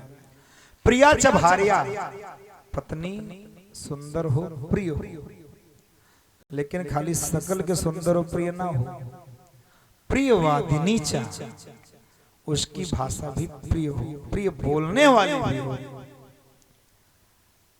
वशस्थ पुत्रो, बेटे अपने वश में हो, हमारी बात मानने वाले हो, हर बात काट के तिरस्कार करने वाले ना हो। अर्थ करीच विद्या, जिस विद्या को हमने पढ़ाई की है उससे हमें नौकरी मिले, और नहीं पता लग आधी उम्र। बाबा माटी गाना गाते थे कि बजर परे ऐसी पढ़ाई सारी तो जमींदारी बिकाई गई, आधी उमरिया इंटर में बीत गए, एमए में पक्की मोछ दाढ़ी सगरो जमींदारी बिकाई गई। 35-40 साल आईएएस पीसीएस तैयारी करते ही बीत जाती है, और उसके बाद नौकरी भी ना लगे तो उस बच्चे के दिल से पूछो, कितनों को सदमा लग जाता है, अमली नशेड़ी बन जाते हैं, छोटे मोटे कार्य बेचारे कर नहीं सकते हैं। अर्थ करीच विद्या, सठ जीव लोक के सुखानी राजन है। राजन, मृत्यु लोक में 6 सुख ये विशेष कहे गए। तो आप भक्ति करते फिर भी आपको कष्ट क्यों मिलता है? आपने कहीं घर बनाना हो, और अगर घर वहां गड्ढे में आप बनाओगे तो 2 विकल्प, या तो उस गड्ढे को पाटो और या तो और खोद के बेसमेंट बनाओ, दोनों लगभग वही खर्चा है। तो आप ये मान के चलो कि पूर्व जन्म के हमारे पाप ज्यादा प्रभावी थे, संचित थे। इस जन्म में हम जो भक्ति कर रहे हैं उस कर्ज को हम चुका रहे हैं, और वो पाप वाला गड्ढा भी पाट रहे हैं। जिस दिन लेबल बराबर आ जाएगा उस दिन से आपके द्वारा किया गया पूजा पाठ पुण्य आपका साथ देना शुरू करेगा। ये तो आपके नॉर्मल दुख हमेशा आने वाले। अगर अत्यधिक दुख आने हो, बहुत ज्यादा दुख आ रहा हो, कष्ट आ रहा हो, तो दूसरा कारण है। दूसरा कारण क्या है? इंटरमीडिएट की परीक्षा में या हाई स्कूल के बोर्ड की परीक्षा में कौन सा बच्चा बैठ सकता है? जो पहले रजिस्ट्रेशन कराया होगा, जिसकी पहले एंट्री हो गई होगी। भाई अगर नाम नहीं लिखा होगा, रजिस्टर हुए नहीं होगा, पेपर देने कैसे बैठेगा? तो भगवान की भक्ति करने के बाद अगर आपके जीवन में कष्ट, तकलीफ, दुख, मुसीबत ज्यादा आने लगे तो आप ये बात मान लो कि आपके ऊपर अब भगवान की नजर पड़ गई है, भगवान के रजिस्टर में आपका नाम लिखा जा चुका है। अब भगवान आपकी परीक्षा लेना शुरू कर दिए। मैंने बताया था ना कि आप 10 रुपए का घड़ा जब खरीदने जाओगे तो घुमा फिरा के देखोगे, कच्चा है तो नहीं ना, पाका है पूरा कि नहीं, कहूँ फोड़ तो ना है ना, कहूँ छेद तो ना है ना, अच्छे से परीक्षण करोगे तब 10 रुपए दोगे। इतनी अनमोल और कीमती कृपा भगवान इतने सस्ते में फ्री में थोड़ी कर देंगे। वो भी तो परीक्षा लेंगे कि इसके योग्य है कि नहीं है। मैंने बताया था ना कि बंदूक अगर सैनिक के हाथ में है तो सुरक्षा के लिए है, आतंकवादी के हाथ में लग गई तो प्राणों के लिए घातक है, आतंकवाद मचाएगा। इसी तरह से अगर भक्ति करने के बाद आपके जीवन में कष्ट आवे, तकलीफ आवे, तो जैसे खुशियों को भगवान की कृपा मानकर स्वीकार करते हो, भगवान बड़ी कृपा किए, वैसे ये भी मान लो कि भगवान की इच्छा है। खुशियों को, सुख को भगवान की कृपा मानो, कष्ट को, दुख को भगवान की इच्छा मान करके वो भी भगवान को भोग लगा दो। भाई फल मिठाई लाते हो, भगवान को भोग लगाते हो, कुछ भी भगवान ने दिया भगवान को धन्यवाद करते हो, तो दुख तकलीफ कष्ट है उसको भगवान को भोग लगा दो। हे प्रभु ये भी आपको समर्पित, हानि लाभ सब तेरे अर्पण, बुद्धि सहित मन तेरे अर्पण, सब भगवान को समर्पित कर दो। तो इस तरह से आपके जीवन में अगर कष्ट आ रहा है, दुख आ रहा है, समझ लो भगवान के रजिस्टर में मेरा नाम लिख गया है, भगवान हमारी परीक्षा ले रहे हैं। एक कारण और बताएं।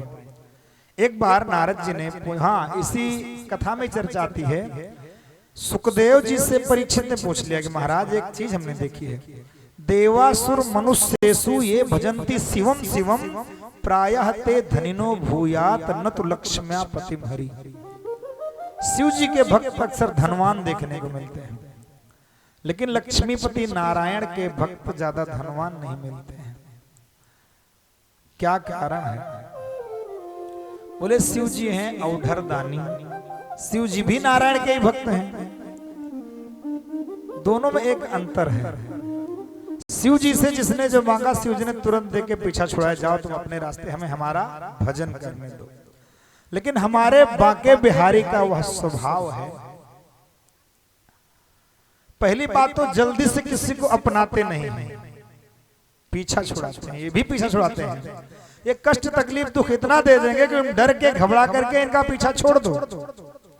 लेकिन जिसने इतना कष्ट तकलीफ दुख उठाने के बाद, झेलने के बाद भी नहीं पीछा छोड़ा और ये रीझ करके एक बार हाथ पकड़ लिए, तो फिर ये कभी छोड़ते नहीं है, किसी कंडीशन में नहीं छोड़ते हैं। अभी पूतना का प्रसंग आएगा तो आप सुनोगे, जब पूतना ने कहा समुच्च मुच्चाल विति प्रभासिनी, हे वत्स छोड़ दे छोड़ दे छोड़ दे, भगवान ने कहा यही एक शब्द मेरे शब्दकोश में नहीं है। पहली बात तो मैं जल्दी से किसी को पकड़ता नहीं हूं, और जिससे एक बार पकड़ लेता हूं उसे छोड़ता नहीं हूं। मांगी थी एक कली उतार कर हार दे दिया, मांगा था एक सुर अपना सितार दे दिया।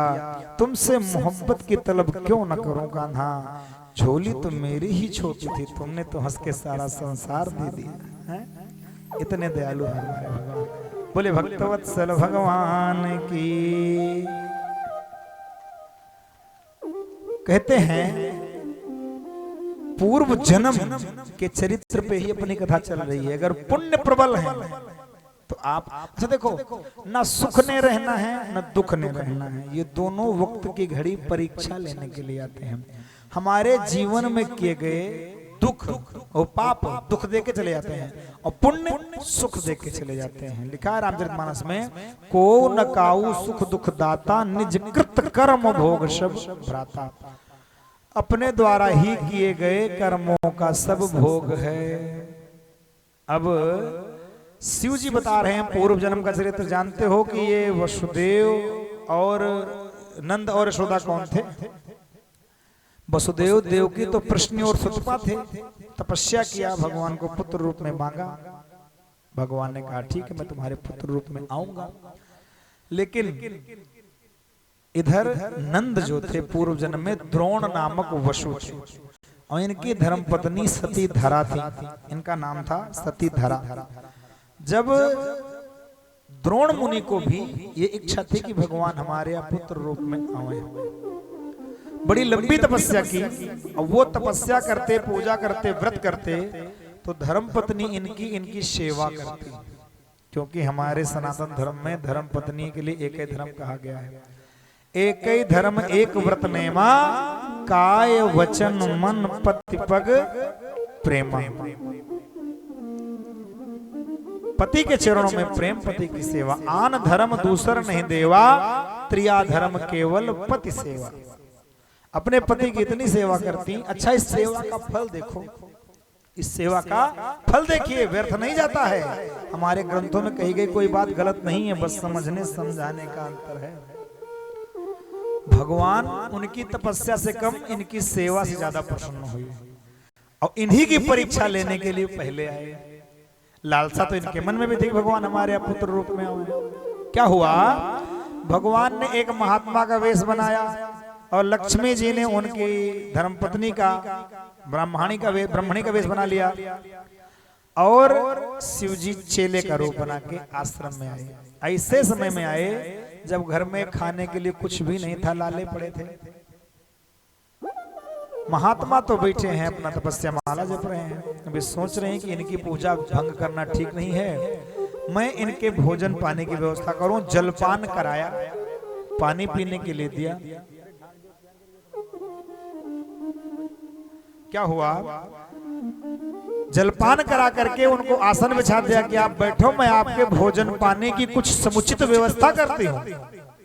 और ये इतनी सुंदर थी कि इनको देखने वाला हर कोई मोहित हो जाता था। और जो नगर का सेठ था वो पहले से ही इन पे मोहित था, उसकी नियत पहले से ही इनके ऊपर खराब थी। तो अब घर में कुछ खाने के लिए नहीं, सेठ जी के पास पहुंच गई सामान लेने उधारी, कि सेठ जी हमें कुछ सामान उधार दे दो, हमारे घर पर महात्मा आए हैं। अगर हम महात्माओं की सेवा में चूक गए तो भगवान का भी एक वचन है कि सातों सम महिमय जग देखा, लेकिन मोते अधिक संत करी लेखा। और उस दिन भक्ति के श्रृंगार में भी हम सुना रहे थे, आभरण नाम हरि साधु सेवा कर्ण फूल। हरि और साधु दोनों की सेवा भक्ति महारानी के कान के दोनों कर्ण फूल है। तो अगर हम साधु महात्माओं की सेवा से चूक जाएंगे तो अपने पति को क्या जवाब देंगे कि आपकी अनुपस्थिति में मैं महात्माओं का सत्कार भी नहीं कर पाई। एक गृहस्थ के घर से साधु महात्मा भूखे चले गए। सेठ जी कृपा करके हमें सामग्री प्रदान कर दीजिए। बता दिया, सामान तो दे दिया। जब पैसे देने की बात आई, सेठ ने कहा कीमत लाओ। पैसे हमारे पास नहीं है, पैसे हमारे पास नहीं है, हम उधार कर रहे हैं, जैसे ही व्यवस्था बनेगी जल्दी से जल्दी आपको दे देंगे, चुका देंगे। तो इसे कहते हैं इमोशनल ब्लैकमेल। सेठ ने कहा कि कीमत तो तुम्हारे पास है, तुम देना नहीं चाहती हो। ये तो एकदम मन चित्त विकार नहीं है, निर्मल है, सती है। इन्होंने कहा सेठ जी मेरे पास सचमुच कुछ भी नहीं है देने के लिए, अगर होता तो मैं जरूर देती। बोले है, तुम दे नहीं रही हो। बोले अगर आपको लगता है तो आप ही बता दो ऐसा क्या है मेरे पास देने को जो मैं दे नहीं रही।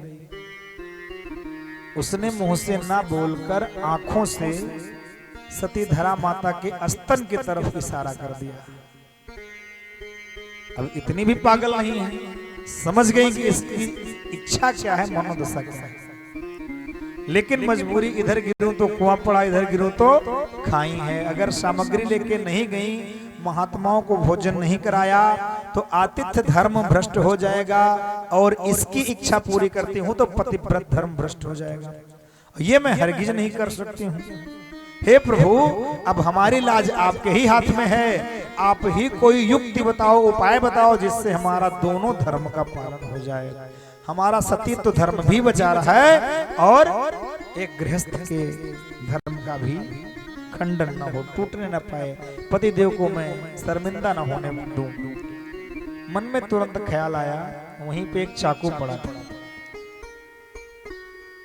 अपने हाथ से ही चाकू उठा के अपने स्तन को काट के तराजू के पलड़े पर रख दिया। ये ले सेठ तेरी कीमत। और सामान उठाया, आंचल से स्तन को ढका लेकर चली आई। एक कवित्त बड़ा बढ़िया, हम कवित्त के बड़े शौकीन हैं। आप लोग सुने होंगे, करीब 300-400 कवित्त डायरी में लिखे हैं, कम से कम 150-200 याद होंगे ही, और 150 आधे अधूरे याद हैं भगवान के पास। सेवक को सपनों में नहीं सुख, और व्यसनी न धनी होई पावे। कच्छप पीठ पे बाल उगे नहीं, जोक न पत्थर में लगी पावे। नागिन दूध पियाइए केतिक चूक गए अंगुली डसिखावे। और सिंह के मूछ सती के पयोधर, जीवित काहू के हाथ न आवे। या तो मर जाएंगी या मार डालेंगी, पर जीते जी अपनी इज्जत दूसरे के हवाले नहीं करेंगे। वही विकल्प निकाला, चाकू उठाया, अपना स्तन काट के तराजू के पलड़े पर रख दिया। सेठ ये ले अपनी कीमत। आंचल पल्लू से अपने स्तन को ढका, सामान लेकर चल तो पड़ी, लेकिन खून की बहती अविरल धारा। माता सती धरा घर के चौखट पर पहुंचते पहुंचते गिरी बेहोश हो गई। भगवान से क्या छुपा है। भगवान ने आगे बढ़ के जल्दी से उनको बाहों में उठाया, और भगवान का स्पर्श करते ही फिर ठीक हो गए, पहले की तरह ही स्वस्थ हो गए। भगवान ने कहा धन्य हो मां, आज आपने हमारी परीक्षा में, आप सफल हुई हो हमारी परीक्षा में। क्या चाहते हो बताओ। बोले मैं तो यही चाहते हूँ कि आप मेरे स्वामी की इच्छा पूरी कर दें, अभी इनकी तपस्या सफल हो जाए। जो ये चाहते हैं वही मैं चाहता हूँ। जो काम महात्मा की तपस्या नहीं कर पाई, सती धरा के सतीत्व ने कर दिया। और भगवान ने कहा मांगो क्या चाहते हो। बोले मैं आपके यहाँ पुत्र रूप में, मैं जानता हूँ आप क्या चाहती हो, मैं आपको वरदान देता हूँ आप दोनों को। आपने मेरे लिए अपना स्तन काट के दान किया है, दिया है, कीमत चुकाई है। मैं गोद में आपका बालक बन के आपका स्तन पान करूंगा, आपका दूध पीकर आपको माँ का गौरव प्रदान करूंगा। लक्ष्मी मैया ने कहा माँ, मैं आपके यहाँ कन्या के रूप में जन्म लेकर आपका गौरव बढ़ाऊंगी। भोले बाबा ने कहा माँ मैं कुछ नहीं कह सकता, इतना निवेदन करूंगा कि जब मेरे प्रभु आपके यहाँ बाल रूप में आएंगे और मैं दर्शन करने आऊंगा, मुझे कृपया दर्शन करा दीजिएगा। इस तरह से वो घटना शिव जी याद दिलाए। माता यशोदा ने दर्शन कराया, शिव जी चले गए। उत्साह बधाह खुशियों के वातावरण में, माहौल में समय बीतता गया। इस तरह से समय बीतता गया। कंस ने, अच्छा एक बात और याद आई मुझे, ये बताओ, श्री कृष्ण को गोकुल ही क्यों भेजा, नंद के पास ही क्यों भेजा, कहीं और क्यों नहीं भेज दिया? अपने जिगर का टुकड़ा, अपना कलेजा किसी के पास छोड़ना मामूली बात है? तो किसके पास छोड़े हैं? क्या रिश्ता है नंद और वसुदेव का? जो लोग जानते हो वो लोग हाथ उठाएं, जो पहले इस कथा को सुने हो जानते हो वो लोग हाथ उठाएं। क्या रिश्ता है दोनों के बीच में? आप बता सकते हैं क्या रिश्ता दोनों के बीच में?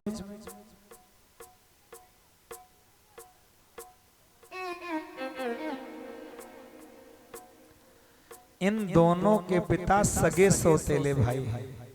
पहले मैं जब सुनता था कि मुलायम सिंह यादव, तो मैं ये सोचता सिंह और यादव दोनों कैसे हो सकते हैं? सिंह तो क्षत्रिय होते हैं और यादव यदुवंशी। बाद में हमने जब भक्तमाल पढ़ा और गर्ग संहिता पढ़ी, भक्तमाल में पेज नंबर 145 जो गीता प्रेस गोरखपुर वाला छपा है उसमें लिखा है ये यादव भी सचमुच यदुवंशी क्षत्रिय हैं। मैं बहुत गहरा प्रश्न बता रहा हूं समाज के लिए, समझने की बात है। राजनीति में आज भी सबसे सक्सेस या तो क्षत्रिय हैं या तो फिर यादव हैं, तीसरे नंबर पे ब्राह्मण या अदर कास्ट आ रहे हैं। कारण कि वास्तव में सच में यादव यदुवंशी क्षत्रिय हैं। तो अंतर कहां से आ गया? यही अंतर आपको समझना है। सूरसेन मंडल में सूरसेन नामक राजा थे। यदुवंश में सर्वगुण संपन्न देवमीड नामक राजा थे। यदु देखो, ये जो पूर्ववंश हुआ है जिसमें युधिष्ठिर हुए हैं, 50 पीढ़ियां पहले, 50 पीढ़ियां पहले ये दोनों एक ही वंश के थे। श्री कृष्ण और अर्जुन एक ही वंश के थे, ययाति के ही दोनों वंशज हैं। अंतर क्या है? बस सौतेलेपन का। यही सौतेला, 2 पत्नियों वाला चक्कर ही वंश की परंपरा में परिवर्तन लेता आ गया है। ये समय आने पर मैं इस कथा को भी सुनाऊंगा, या कहो तो तुरंत लगे हाथ बताते चले। ययाति का 2 विवाह हुआ था। एक दैत्य गुरु शुक्राचार्य की बेटी शर्मिष्ठा देवयानी से, एक असुरराज वृषपर्वा की बेटी शर्मिष्ठा से। कहानी थोड़ा लंबी है लेकिन हम सूक्ष्म बताएंगे। ययाति वन में शिकार खेलने गए, जल भरने के लिए कुएं में लोटा लटकाया और लोटे को किसी ने पकड़ लिया। जब उसको खींच के बाहर निकाले तो वो एक निर्वस्त्र कन्या थी। अपना उत्तरीय वस्त्र उसको दे दिया, अपना अंग उसने ढक लिया, हाथ पकड़ के बाहर खींचा, परिचय पूछा। कन्या ने निवेदन किया कि मैं चाहती हूँ राजन कि अगर आज आपने मेरा हाथ पकड़ा है तो कोई दूसरा मेरा हाथ ना पकड़े, आप मुझसे विवाह करके अपने पत्नी के रूप में मुझे स्वीकार करें। बोले पहले परिचय तो आप हो कौन? तब बताया कि मैं दैत्य गुरु शुक्राचार्य की बेटी देवयानी हूँ। देवी आप एक ब्राह्मणी हो और मैं क्षत्रिय। विवाह विचारने का एक नियम जो 36 गुण विचारा जाता है, एक गुण ये भी है कि अपने वर्ण से, वर्ण दोष क्या है? अपने से उच्च वर्ण की कन्या नहीं लानी चाहिए। नोत्तमा मुद्दहेत कन्या ब्राह्मणी च विशेषता अमृते हीन वर्णा स्याद ब्रह्मणा रक्षितो यदि, बृहद ज्योतिष शास्त्र का श्लोक। अपने से उच्च वर्ण की कन्या से प्रेम विवाह भी नहीं करना चाहिए वास्तव में। और जो नक्षत्र चक्र के हिसाब से गुण दोष आता, गण वर्ण दोष, यही है। बोले आप ब्राह्मणी हो, आप मेरे लिए हमेशा पूजनीय हो, मैं आपके साथ विवाह कैसे कर सकता हूँ? बोले भगवान की शायद यही इच्छा, इसीलिए हम दोनों यहाँ मिले हैं। अब सोचो ये कुएं में निर्वस्त्र नग्न कैसे पड़ी थी, क्यों पड़ी थी, क्या हुआ? अपनी आप बीती सारी घटना बता रही है देवयानी। राजा के पूछने पर कहती है कि मैं और शर्मिष्ठा दोनों सहेली थी, हम दोनों सरोवर में स्नान करने आए थे। भूत भामन भोलेनाथ की सवारी निकली, जल्दी जल्दी की हड़बड़ी में कपड़े की अदला बदली हो गई। मैंने गलती से शर्मिष्ठा के वस्त्र पहन लिए। धन के अहंकार में, गर्भ गुमान में शर्मिष्ठा ने मेरा तिरस्कार किया, अपमान किया और हम दोनों में बहस हो गया। जो हमें ज्यादा उल्टा सीधा बोलने लगी कि जैसे कुतिया हविष्यान्न की भूखी हो, हमारे टुकड़ों पर पलने वाले ये पुरोहित राजसी वस्त्र का सपना देखते हो। बोले हम पुजारी हैं, भिखारी नहीं, आप हमारा इस तरह अपमान नहीं कर सकती हैं, हम आपके कुल गुरु की कन्या हैं, हमारा सम्मान करना आपका धर्म है। बात इतनी बढ़ गई कि आज देखो, हमने कहा लक्ष्मी की सवारी उल्लू, खोपड़ी चढ़ती है तो उल्लू बना देती है। शर्मिष्ठा ने अपने सहेलियों के साथ मिलकर देवयानी का कपड़ा उतार के कुएं में ढकेल दिया और घर को चली गई। गलत काम का परिणाम गलत ही होता है। दगा किसी का सगा नहीं, ना मानो तो कर देखो, जिन लोगों ने किया दगा जाके उनका घर देखो। समझे मेरी बात? ना समझ पाए दोबारा कह लें, दिमाग में नोट कर लो, चाहे मोबाइल पर रिकॉर्ड कर लो। दगा किसी का सगा नहीं, ना मानो तो कर देखो, और जिन लोगों ने किया दगा जाके उनका घर देखो। खुल के आगे आएगा ही। अवश्य खुले ही कपटिन कपट कछुक काल को पाए, जिम पापिन के पाप हठि रोग व्याधि दर्शाए। क्या हुआ? जब ये कन्या को निकाल करके पिता की आज्ञा लेने के लिए विवाह के लिए पहुंचे ययाति और देवयानी शुक्राचार्य के पास, सारी सूचना मिलने पर शुक्राचार्य इतने दुखी हुए कि उन्होंने सोच लिया कि अब हम असुरों की पुरोहिताई नहीं करेंगे, हमारी बिटिया के साथ इतना बड़ा अत्याचार।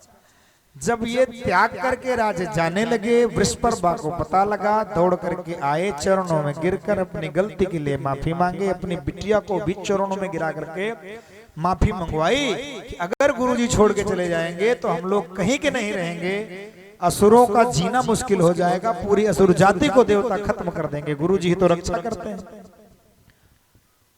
बहुत यत्न किया, गुरुजी नहीं रुके। गुरुजी ने कहा देखो मैं रुक भी जाता, पर मेरी बेटी अगर तुम्हारी बेटी को क्षमा कर देगी तो मैं रुक जाऊंगा। देवयानी ने शर्त रखी कि मैं राजा ययाति से विवाह करके रानी बनकर जा रही हूं, जिस रानी का तूने दावा किया था और दासी की तरह मुझे तिरस्कृत किया था, तो मैं रानी बनके आज जा रही हूं। समय का फेर देखिए, आज मैं रानी बनकर जा रही हूं, तुम मेरी दासी बनकर मेरे साथ सेवा करने चलो। इसी शर्त पे हम तुम्हें माफ करेंगे। समय हमने सुनाया था, शायद आप सुने हो ना सुने हो, कुछ लोग नए आए होंगे नहीं सुने होंगे, फिर से सुना दें। समय की मांग का जिसको सुनाई स्वर नहीं देता, समय करवट बदलने का उसे अवसर नहीं देता, किसी के हाथ लंबे पांव लंबे चादरें लंबी, किसी को इज्जत ढकने को एक चद्दर नहीं देता। इस आदमखोर बस्ती में मोहब्बत ढूंढता है तो ये वो सौदा है जिसे हर सौदागर नहीं देता। इसलिए समय क्या है, जरूरत क्या कहती है, उसको समझना चाहिए। समय किसका कब कहां कैसे बदल जाए। एक दिन श्री रामचंद्र धनुष को उठाई लियो, एक दिन नंगे पैर घूमत फिरत वन में, एक दिन पार्थ ने बाणन के पुल बांध दियो, एक दिन गोप भिल्ल लूट लियो वन में, एक दिन रावण ने 10 दिशा जीत लियो, एक दिन 10 शीश कटे पड़े रण में, और मानुष बेचारे को गिनती गिनावे कौन, सूरज के 3 पन होत एक दिन में। सुबह सूरज उगता है, लोग जल चढ़ाते हैं, प्रणाम करते हैं, सूर्य भगवान की जय हो, और दोपहर में तपता है, पसीना पोंछते हुए माथा लोग सिकोड़ते हैं, तो शाम को सूर्य को भी अस्त होना पड़ता है। ये कथाएं कहानी ऐसे नहीं जीवन को मुक्त करती हैं, हर एक प्रसंग से मिलने वाला ज्ञान हमारे जीवन की दिशा और दशा को बदलता है। यही तो सीखना है। आपने क्या सीखा? शर्मिष्ठा ने रानी होने के पद का दुरुपयोग, राजकुमारी होने के पद का दुरुपयोग करके गुरु कन्या का अपमान किया। दुष्परिणाम क्या हुआ? आज वही रानी बन गई और दासी बनकर जा रही है। अच्छा, शर्त एक और रखी थी, समझाया था, राजसी खून ये भी है, राजकुमारी है, और राजा भी राजसी खून, कहीं ये दोनों एक ना हो जाए।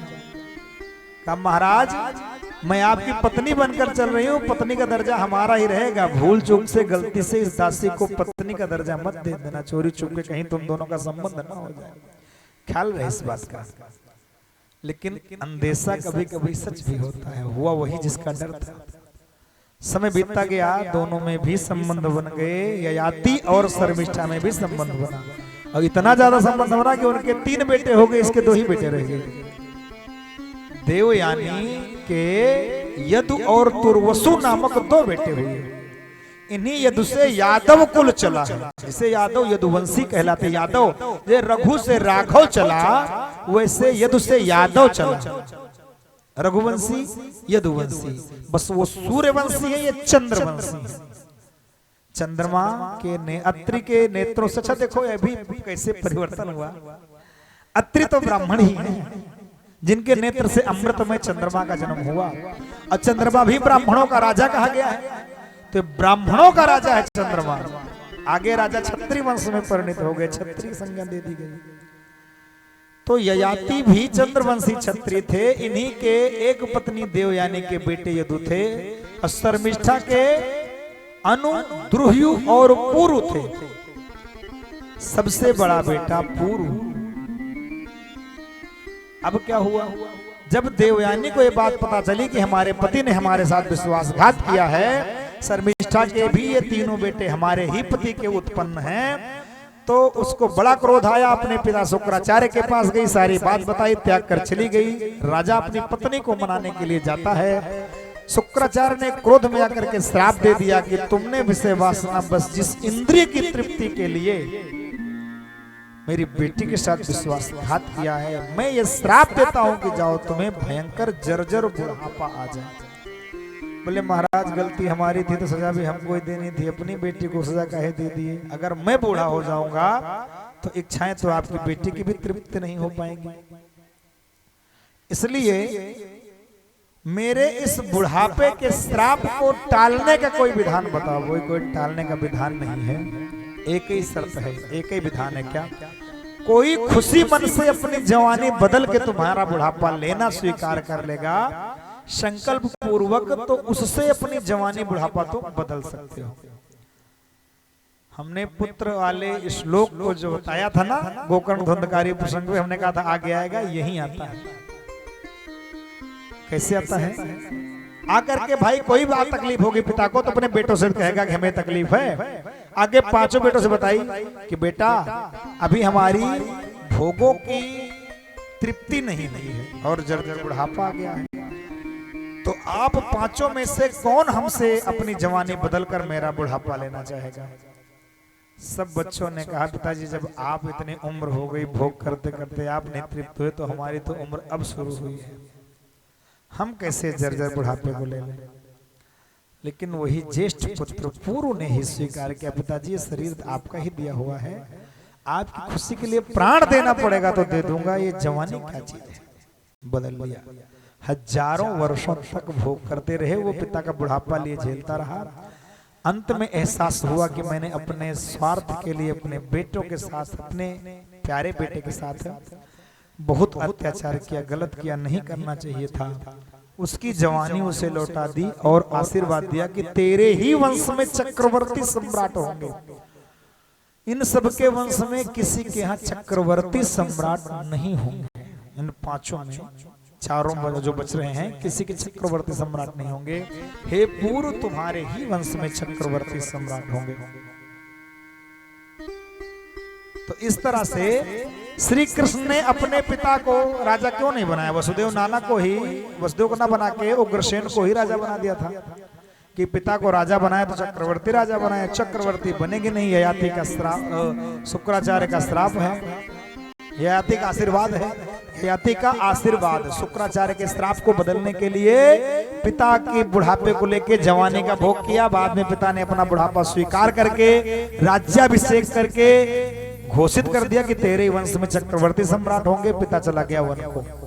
तो यानी ययाति के ही दोनों वंशज हैं, पुरु वंश, पुरु अनुद्रुह्यु। इसी पुरु वंश में आके युधिष्ठिर हुए, शांतनु हुए, चित्रांगद विचित्र वीर हुए, धृतराष्ट्र पांडु हुए, कौरव पांडव हुए, अभिमन्यु हुए, जन्मेजय हुए। इसी तरह से इधर यदु के वंश में ये पीढ़ियां चली आई। राजनीति ये भी करते थे, राजा ये भी थे, शासन ये भी करते थे, क्योंकि बेटे थे तो अलग अलग राज्य बांट दिया था। लेकिन यहां आकर के देवमीढ़ पर से एक गलती और हो गई। कुछ अंश वहां बट गया इधर आके अंश कैसे बंट रहा है। देखो, जब बेटे की शादी की बात आए तो सिर्फ और सिर्फ दहेज पे जोर ना दो, श्रेष्ठ अच्छे घर की कुल खानदान की संस्कार वाली बहू लाओ, क्योंकि पैसा तो एक दिन ऐसा खर्च हो जाएगा कि आपने सोचा नहीं होगा, चला जाएगा। आप सिर्फ एक बहू नहीं ला रहे हो, अपने वंश परंपरा पीढ़ी को आगे बढ़ाने के लिए एक ऐसी कन्या ला रहे हो जिसकी कोख में आपका तेज, आपके बेटे का अंश पलेगा बढ़ेगा, आगे चल के आपका नाम सम्मान रुतबा आपके कुल की यश कीर्ति को पवित्र करता हुआ परचम लहराएगा। कहते ना कि पुरखन की कीर्ति में कलंक ना लगा देना, पुरनियन का नाम ना बोर दे हो, कहावत कहते ना। अच्छा भैया, आपका बेटा लायक निकल गया, योग्य निकल गया तो पूरा कुल खानदान गर्व करता है, कोई तो निकला हमारे कुल में ऐसा है। वही नालायक निकल जाए, सिर झुका के चलना पड़ता है। इसलिए अब और गहराई से विचार करो, थोड़ा मर्यादा से बाहर जाके बात कर सकते हैं। समझिएगा, माँ की कोख में पिता के तेज का कुछ अंश होता है। विज्ञान पढ़ने वाले छात्र जानते हैं कि माँ की कोख में बच्चे का निर्माण कैसे होता है। पिता के तेज का कुछ अंश ही गर्भाशय तक पहुंच पाता है, जहां बच्चे की रचना होती है। तो बच्चे में पिता के इतने गुण स्वभाव और रूप आते हैं, तो जिस माँ के कोख में 9 महीने बच्चे पल रहा है, क्या उस माँ का गुण धर्म स्वभाव नहीं आएगा? आएगा, जरूर आएगा। और उस माँ के अंदर उसके मायके का, उसके माँ बाप का संस्कार होगा। इसीलिए हमारे बड़े बुजुर्ग दादा बाबा लोग जब बरदखी करने, शादी विवाह देखने जाते थे तो पहले क्या पूछते थे? ननियाउर कहाँ है? लड़कवा का ननियाउर कहाँ है, अजियाउर कहाँ है? लड़किया का ननियाउर कहाँ, अजियाउर कहाँ है? क्यों? जहां उसका ननिहाल होगा उसके माँ के अंदर वहां के संस्कार व्याप्त होंगे। और कहूं के बारे में पता करें ना पता करें, ननियाउर अजियाउर के बारे में जरूर पता करते रहे कि उनका स्वभाव इनके अंदर जरूर आएगा। इसी हिसाब से कन्या का स्वभाव होगा, आचरण होगा, चाल ढाल होगा, व्यवहार होगा, तो हमारी आने वाली पीढ़ी की नस्ल कहीं बिगड़ न जाए, इस बात का बहुत खास ख्याल रखते थे हमारे बड़े बुजुर्ग। कितने लोग मेरी बात से सहमत हो? जरा हाथ उठाओ। सही बात है ना? अब की तरह नहीं कि मन मिले के मेला, जहां मन मिल गया ना। वर्ण संकरता क्यों फैलती जा रही है? इसीलिए फैलती जा रही है। प्रमाण क्या है? यही कथा तो प्रमाण मैं आपको दे रहा हूं। हुआ क्या, जो देवमीड नामक राजा थे, इन्होंने, इनके पुत्र थे सुहा, इन्होंने 2 विवाह किया। देवमीड ने भी 2 विवाह किया। एक वैश्य वर्ण की कन्या थी, एक क्षत्रिय वर्ण की कन्या थी। तो क्षत्रिय वर्ण की कन्या से उत्पन्न हुए सूरसेन, जिन्होंने राजनीति को चुना, राज करना, शासन करना चुना। लेकिन जो वैश्य वर्ण की कन्या थी, उसके बेटे हुए पर्जन्य। पर्जन्य ने बिजनेस और व्यापार चुन लिया। गाय पाल के, डेयरी खोलने के, दूध बेचने के व्यवसाय को इन्होंने चुना। गोपाल किसे कहते हैं? ग्वाल किसे कहते हैं? गाह पालन्ति घोषेषु सदा गोवृत्तयो निशम गोपालस्ते मया प्रोक्ता ते सामतम लक्षणम शृणु। जो उद्घोष पूर्वक समाज में सबके सामने घोषणा और शपथ पूर्वक गाय का पालन करें, दूध बेचकर अपने जीवन का निर्वाह करें, गाय का दूध का व्यापार करने वाले ग्वाल हो गए। और यो नंद, उपनंद, धरानंद और वृषभानु, नंदराज, ये सब पदवियां हैं। जितनी जिसके प्रॉपर्टी हुआ करती थी, उस समय की प्रॉपर्टी सबसे बड़ी इनकी क्या थी? गाय। जितनी ज्यादा संख्या में गाय, उतने ऊंची पदवी। अच्छा भैया, अब ये गैया दर दर भटक रही हैं, गायों के महत्व को आप नहीं समझ रहे हो। पहले के समय गाय की कीमत, जो गौरव शब्द बना है, गौ और रव संधि कर दीजिए, यही बन गया गौरव। मतलब कि रव माने आवाज। सायंकालीन बेला में गायों के रंभाने की आवाज जो होती थी, उसे ही गौरव कहा जाता था। तो जिसके यहाँ जितनी गाय बंधी हो, उसका उतने अधिक सम्मान होता था। इस पदवी का क्या मतलब हुआ? नंदा प्रोक्त सगोपालैर 9 लक्ष गवामपति। 9 लाख गायों के स्वामी को नंद कहा जाता था। उपनंदश्चा कथितम 5 लक्ष गवामपति। 5 लाख गाय के स्वामी को उपनंद कहा जाता था। वृषभानु स उक्तेयो 10 लक्ष गवामपति, 10 लाख गाय के स्वामी को वृषभानु की पदवी दी जाती थी। और गवाम कोटि गृह यस्य नंदराज स राजति, जिसके घर में 1 करोड़ गाय हो उसे नंदराज की पदवी दी जाती थी। इसलिए इस पर्जन्य ने गाय पालन गोपाल की परंपरा को शुरू किया और इनके 9 बेटे हुए जो 9 नंद कहे गए। इन्होंने भी गाय के पालन को ही चुना और पर्जन्य के 9 नंद हुए, सूरसेन के वसुदेव हुए। इसका मतलब क्या रिश्ता निकला दोनों में? वसुदेव के पिता और नंद के पिता दोनों सगे सौतेले भाई हैं, एक पिता 2 मां की संतान। इसलिए अपने भाई के यहाँ भेजा था, किसी और के यहाँ नहीं भेजा था। उनके यहाँ पहले से ही रोहिणी विराजमान थी। इनकी पत्नी पहली वाली, 9 पत्नियां थी इनकी, 10वीं थी देव की। तो रोहिणी पहले से वहां विराज। बड़ी लंबी वंशावली है, अगर ढंग से कोई ज्ञान बस पढ़ना चाहे, यहाँ से कथा में बता के समझाना बहुत मुश्किल हो जाएगा। भागवत में लिखा है, सब लोग सारा कुछ तो नहीं बता सकते, छोड़ छोड़ के ही बताना पड़ेगा ना। बहुत लंबी वंशावली लिखी है, जितने बेटे थे सबका नाम लिखा है, सब पत्नियों का नाम लिखा है, पर चर्चा खाली प्रमुख प्रसंगों की जाती है। तो इस तरह से किस कारण से नंद के पास भेजा था? रिश्तेदारी की वजह से। रिश्तेदारी क्या है? दोनों के पिता सगे सौतेले भाई हैं। अब आगे बढ़ते हैं हम लोग। इधर नंदोत्सव समापन हुआ। कंस को जब ये सूचना मिल गई कि हमारा वध करने वाला कहीं और पहुंच चुका है, उसने मंत्रियों से सलाह किया और सलाह करके एक राक्षसी को बुलाया। कंसेन प्रहिता घोरा पूतना बाल घातिनी शिशुश्चार नघनंती पुरग्राम ब्रजादिषु। कंस के द्वारा भेजी गई पूतना नामक एक राक्षसी आती है, अपने स्तन में विष लगा करके भगवान को मारने के लिए चल पड़ती है। पूतना प्रसंग आता है, सुना दे समास भाव में।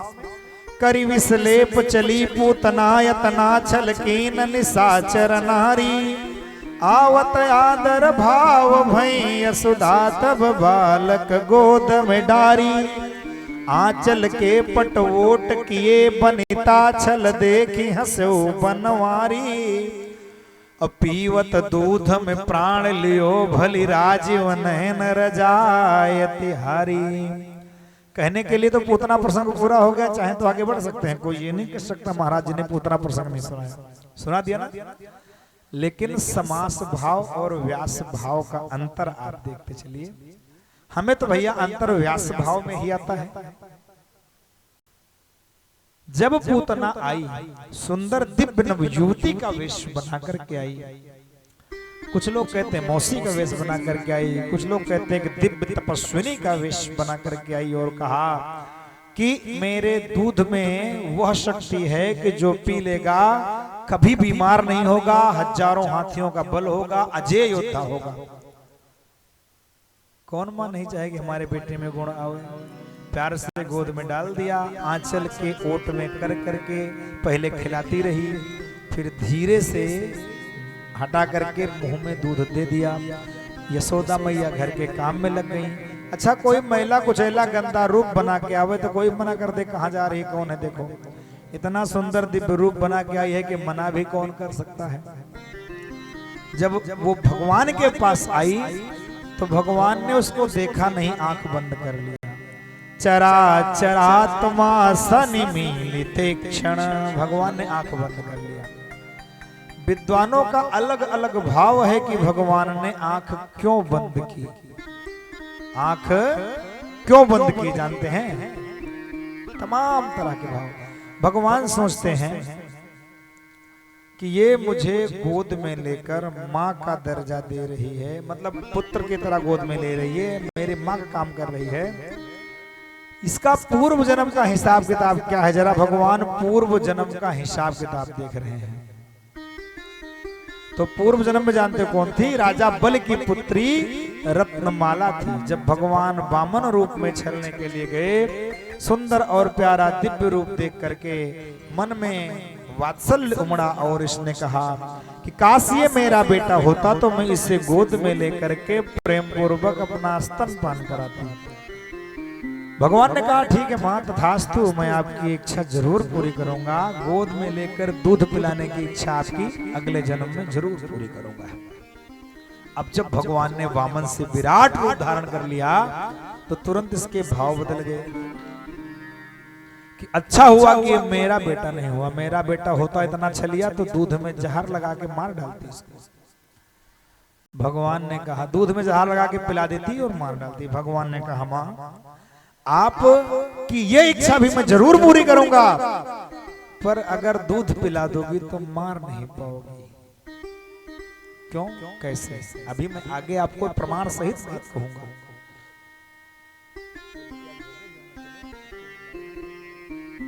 हरिओम, श्री राधे।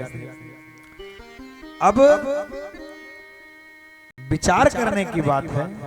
भगवान ने देख लिया पूर्व जन्म का हिसाब किताब, ये हो गया। दूसरा, कोई भी कार्य करने के पहले मंगलाचरण किया जाता है। पंडित जी लोग भी कथा करने के पहले भगवान को, देवी देवता को मनाते हैं। आप भी कहीं नई यात्रा पर निकलते हो, देवी देवताओं को मनाकर मंगलाचरण करते हो, मानो भगवान आंख बंद करके मंगलाचरण कर रहे हो। दूसरा, भगवान सोचते हैं कि मैं पृथ्वी पर असुरों का वध करके पृथ्वी का भार उतारने आया हूं, क्या इसकी शुरुआत मुझे एक स्त्री वध के साथ ही करनी पड़ेगी? जिन स्त्रियों का मैं इतना सम्मान करता हूं, स्त्री वध करूं तो कैसे करूं? इसलिए आंख बंद कर लिया। कोई अंतर्द्वंद में होता, कोई निर्णय नहीं ले पाता, तो भ्रकुटी तान करके आंखें बंद करके कुछ लोग मस्तिष्क पे जोर देके कुछ लोग ऐसे सोचते हैं कि क्या करें क्या ना करें। अगला कारण, भगवान सोच रहे मैं तो माखन मिश्री खाने के लिए आया था, क्या पता था कि दूध की जगह पहले विष ही पीना पड़ेगा। फिर भगवान सोच रहे हैं ये पवित्र भी तो नहीं है, नाम क्या इसका? पूतना, पवित्र नहीं है। दूसरा, बे औलाद भी निपुती है।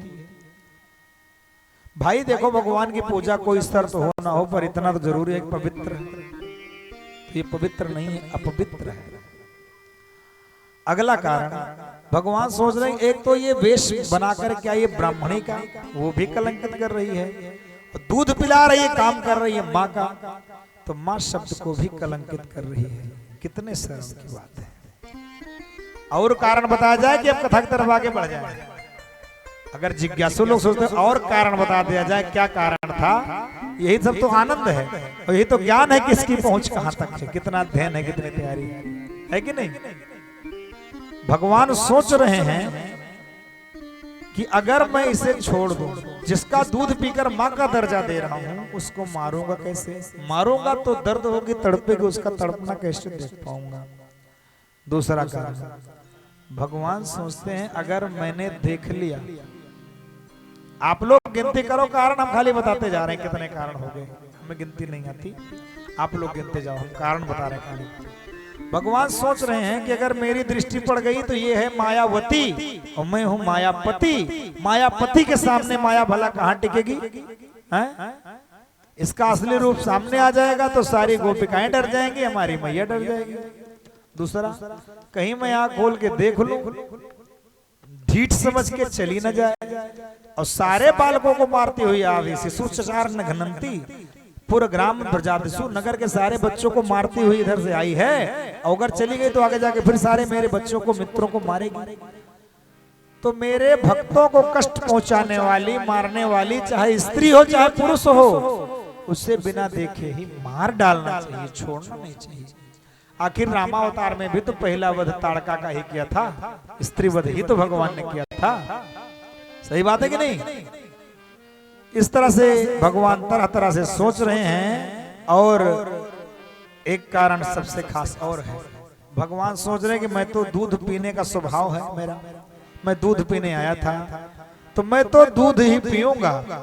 विष पीने की आदत तो भूत भावन बाबा भोलेनाथ की है, क्यों ना हम बाबा भोलेनाथ का स्मरण करके उनका आवाहन करने, उनको बुला लें। तो भूत भावन भोलेनाथ बाबा को बुलाने के लिए भगवान आंख बंद करके उनका आवाहन करते हैं। अगला कारण भगवान सोच रहे हैं कि अगर इसके आंखों में मैंने देखा तो मेरे नयन बड़े चितचोर हैं, इसको मुझसे प्रेम न हो जाए, इसका उद्धार कैसे होगा।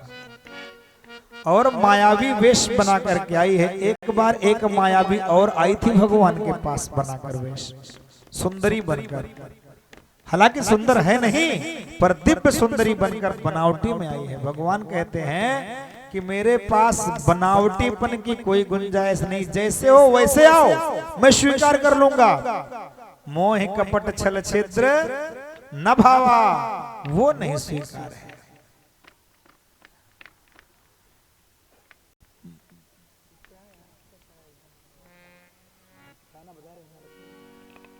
हरिओम, श्री राधे, श्री राधे, सीताराम।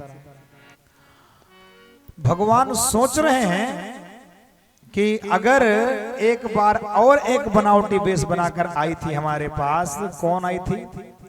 पूर्व जन्म में शूर्पणखा। भगवान क्या उसकी तरफ देखे थे? छल कपट बनावट की तरफ भगवान का दर्शन नेत्र जाता ही नहीं, देखते नहीं, स्वीकार नहीं करते हैं।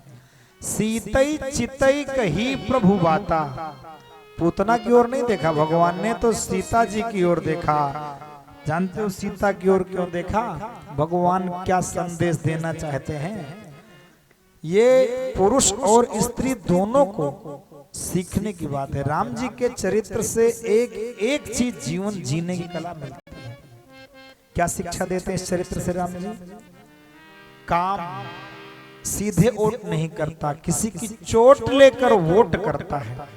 जब ऐसी कभी कोई व्यवस्था बन पड़े कि पर स्त्री या पर पुरुष अपनी कोशिश कर रहा हो, काम उसकी वोट लेके चोट कर रहा हो, तो एक बार अपने पुरुष है तो पत्नी का विचार कर ले, और स्त्री है तो अपने पति का विचार कर ले। गलत मार्ग पे कदम जाने से बच जाएंगे। सही बात है कि नहीं? अगर कहीं कोई ऐसी भावना बन ही जाए, मन ही है बहक ही रहा हो, कहीं संजोग बन ही रहा हो, तो एक बार आंख बंद करके अपनी पत्नी के बारे में सोचिए। स्त्री है तो अपने पति के बारे में सोच ले, मन सीधे रास्ते पे लौट आएगा, गलत दिशा में जाने पाएगा ही नहीं। सही बात है, गलत है? कन्हैया सोच रहे हैं उस समय तो मेरी आह्लादिनी शक्ति सीता जी हमारे साथ थी, तो सीतई चितई कही प्रभुआ था, मैंने उसको ना देख के अपने सीता की ओर देखा था। आज तो मेरी आह्लादिनी शक्ति राधा रानी हमारे पास नहीं है, तो कम से कम आंख बंद करके उनका स्मरण कर ले, राधा रानी को याद कर रहे हैं आंख बंद करके। यही तरह तरह के कारण महात्माओं ने बताए हैं। और जब भगवान ने उसका दूध पीना शुरू किया, तस्मिन् स्तनम दुर्जर वीर्य मूल वनम घोरांक मादाय शिशोर ददावत। भोलेनाथ का आवाहन किया था कन्हैया ने, तो क्या ऐसा हो सकता है कन्हैया बुलाएं और भोलेनाथ ना आए? विष का पान भोलेनाथ ने किया, दूध का पान कन्हैया ने किया। और एक महात्मा जिनसे हमने सुना था कहीं, वो तो ये भी कह रहे थे कि उसके प्राणों का पान भी भोले बाबा ने ही किया था। भोले बाबा आए, इसका क्या सबूत है? घोरांक मादाय, घोर यानी अघोर रूप, अघोरे बेवत घोरे घोर घोर तरे घोर रूप में क्रोध को भगवान ने अपना साथी बनाया और कस के जोर से उसके स्तनों को पकड़ा। गाढ़म कराभ्याम भगवन प्रपीड तत्, उसको पीड़ा होने लगी। प्राणै समम रोष समन, रोष यानी क्रोध को अपना साथी बनाया, और क्रोध तमोगुण है, और रुद्र भगवान भूत भावन भी तमोगुणी हैं। तो क्रोध के रूप में भोलेनाथ आए। अच्छा, अब उसके मर्म स्थल फटने लगे, पीड़ा होने लगी, असली रूप में आ गई, विकराल रूप 6 कोस का रूप हो गया। अब वो दर्द के मारे चिल्ला रही। हमने कहा था ना, अभी थोड़ी देर पहले बोल दिया मैंने, सा मुच्च मुच्चान प्रभासनी, वाकई हे बेटा छोड़ दे छोड़ दे छोड़ दे। निष्पीड्यमान अखिल जीव मर्मणि विविध नेत्रो चरणों भुजर्मुहु प्रस्विन्न गात्राक्षिपतिरुरोधा। वह रोते हुए चिल्लाते हुए तड़प रही है कि हे बेटा छोड़ दे छोड़ दे छोड़ दे। एक बात मैंने अभी 15 मिनट पहले कही थी, हमने कहा अभी फिर बताएंगे, ध्यान से सुनिएगा। कन्हैया ने रत्नमाला को बलि की बेटी कहा था, मां दूध तो पिला दोगी पर मार नहीं पाओगी, कहा था। अब अगर आप लोग बुरा न माने, कथा लाइव हो रही है, डर भी लगता है कहीं कोई वीडियो क्लिप बना के काट के गलत दुष्प्रचार न कर दे। भावना तो हमारी बड़ी विशुद्ध हो, दूसरे तरीके की है, पर लोग प्रमाण पत्र दूसरा बना देते हैं। पर मेरे मन की पीड़ा है, कहो तो अपनी भावना साझा करूं। इतनी भावनाएं मैंने आपसे साझी की, कोई अनुचित थी, कोई गलत थी हैं? तो क्या आप लोग हमारे साथ हो, सहमत हो? अपनी एक बड़ी विचित्र भावना में साझा करने जा रहे हैं। जो लोग सहमत हो जरा हाथ उठाओ, खासकर माताएं। बात आप लोगों पे ही बात है। वो चिल्ला रही कि हे पूत छोड़ दे छोड़ दे छोड़ दे। पहला कारण कि दर्द की वजह से, लेकिन एक कारण और है। जब भगवान ने दूध पिया और अंदर में दूध गया, तो वो फिल्म देखे हो, मेरे मुन्ने भूल न जाना, मेरे दूध का कर्ज चुकाना। दूध का कर्ज सुने हो ना। माँ और बेटे के बीच में ममता की जो सबसे मजबूत कड़ी जुड़ी है, उसका सबसे प्रमुख कारण वह दूध ही है कि नहीं? माँ के स्तन से उसका खून दूध बनकर बच्चे के अंदर जो जीवन प्रदान करता है, यह एक ऐसी कड़ी जोड़ देता है कि माँ और बेटे के बीच में ममता जुड़ जाती है। मैंने एक चीज अनुभव अपने मन में किया, कहीं कथा में नहीं सुना, ना कहीं पढ़ा है। जो महिलाएं किसी कारणवश बच्चे का त्याग करती होंगी, चाहे झाड़ियों जंगल में या अनाथ आश्रम में कहीं भी त्याग करती होंगी, वो बिना उसे अपना दूध पिलाए ही त्यागती होंगी। अगर दूध पिला देंगे तो त्यागने की हिम्मत उनकी भी नहीं होगी, क्योंकि उस दूध के माध्यम से मातृत्व बच्चे के अंदर उतर जाता है। दोनों के बीच में एक अद्भुत प्रेम का रिश्ता बन जाता है। दूसरा जो मैं नहीं कहना चाह रहा था, कहूंगा, जो प्रसव पीड़ा होती है बच्चे को जन्म देने वाली, और किसी ने नहीं, मेरी स्वयं की मां ने मुझे एक बार बताते हुए समझाया था कि जब महिला पीड़ा की उस स्तर पर पहुंच जाती है कि अब प्राण नहीं बचेंगे, ये मेरा अंतिम सांस है, वही सांस होती है बच्चे को जन्म देने वाली। वही घड़ी होती है जब बच्चे का जन्म होता है कि माँ को ये लगता है कि अब तो मर ही गए, अब हमारा प्राण नहीं बचेगा, मेरी अंतिम सांस है। सांस रोक के उस प्रसव पीड़ा के काल में बच्चे का जन्म होता है। क्या ये सही है? उसी पीड़ा का आप वरदान देख लीजिए, चाहे वरदान कह लो, चाहे संबंध कह लो, चाहे असर कह लो। माँ और बेटे के बीच में प्रेम की वो डोर जुड़ जाती है कि कष्ट बच्चे को हो तो माँ तड़प उठती है, और माँ को कष्ट हो तो बेटा तड़प उठता है। दोनों एक दूसरे कष्ट बर्दाश्त नहीं कर पाते। कितने घर तो आज इसीलिए टूटे पड़े हैं कि पत्नी कहती है कि हमें सब कुछ बर्दाश्त है, तोहरे माई टेंटे नहीं बर्दाश्त है। बेटवा कहा तू छोड़ दियो तो हार माई ना हुए, हमार माई हुए, हम कैसे छोड़ दी। कितने बेटे तो अपने माँ को लेके पत्नी, गांव में नहीं, गांव में दिक्कत नहीं है, गांव में कम है। शहरों में मैं देख रहा हूँ ऐसे ऐसे लोग आते हैं, रो रो के पैर पकड़ के रोते हैं, महाराज कोई उपाय बताओ, बेटवा का दुख हमसे देखा नहीं जाता है। एक बेटे का फर्ज निभाने के लिए पत्नी छोड़े बैठा है, और हरामजादी गुजारा भी ले रही है बराबर, घर में आ भी नहीं रही है। क्या करें? कितने घर इसीलिए टूट रहे हैं। अच्छा, किस वजह से ये ममता का संबंध बना? उसी प्रसव पीड़ा का प्रतिफल है ये कि माँ बेटे के बीच में दर्द का वह रिश्ता बन जाता है। समझ में आई मेरी बात? तो जो आजकल की महिलाएं ये कहती हैं कि हे भाई हम इतनी पीड़ा सह न पाओ, चलो सुन्न का इंजेक्शन लगवाए के हमारा ऑपरेशन करा दियो। अगर मजबूरी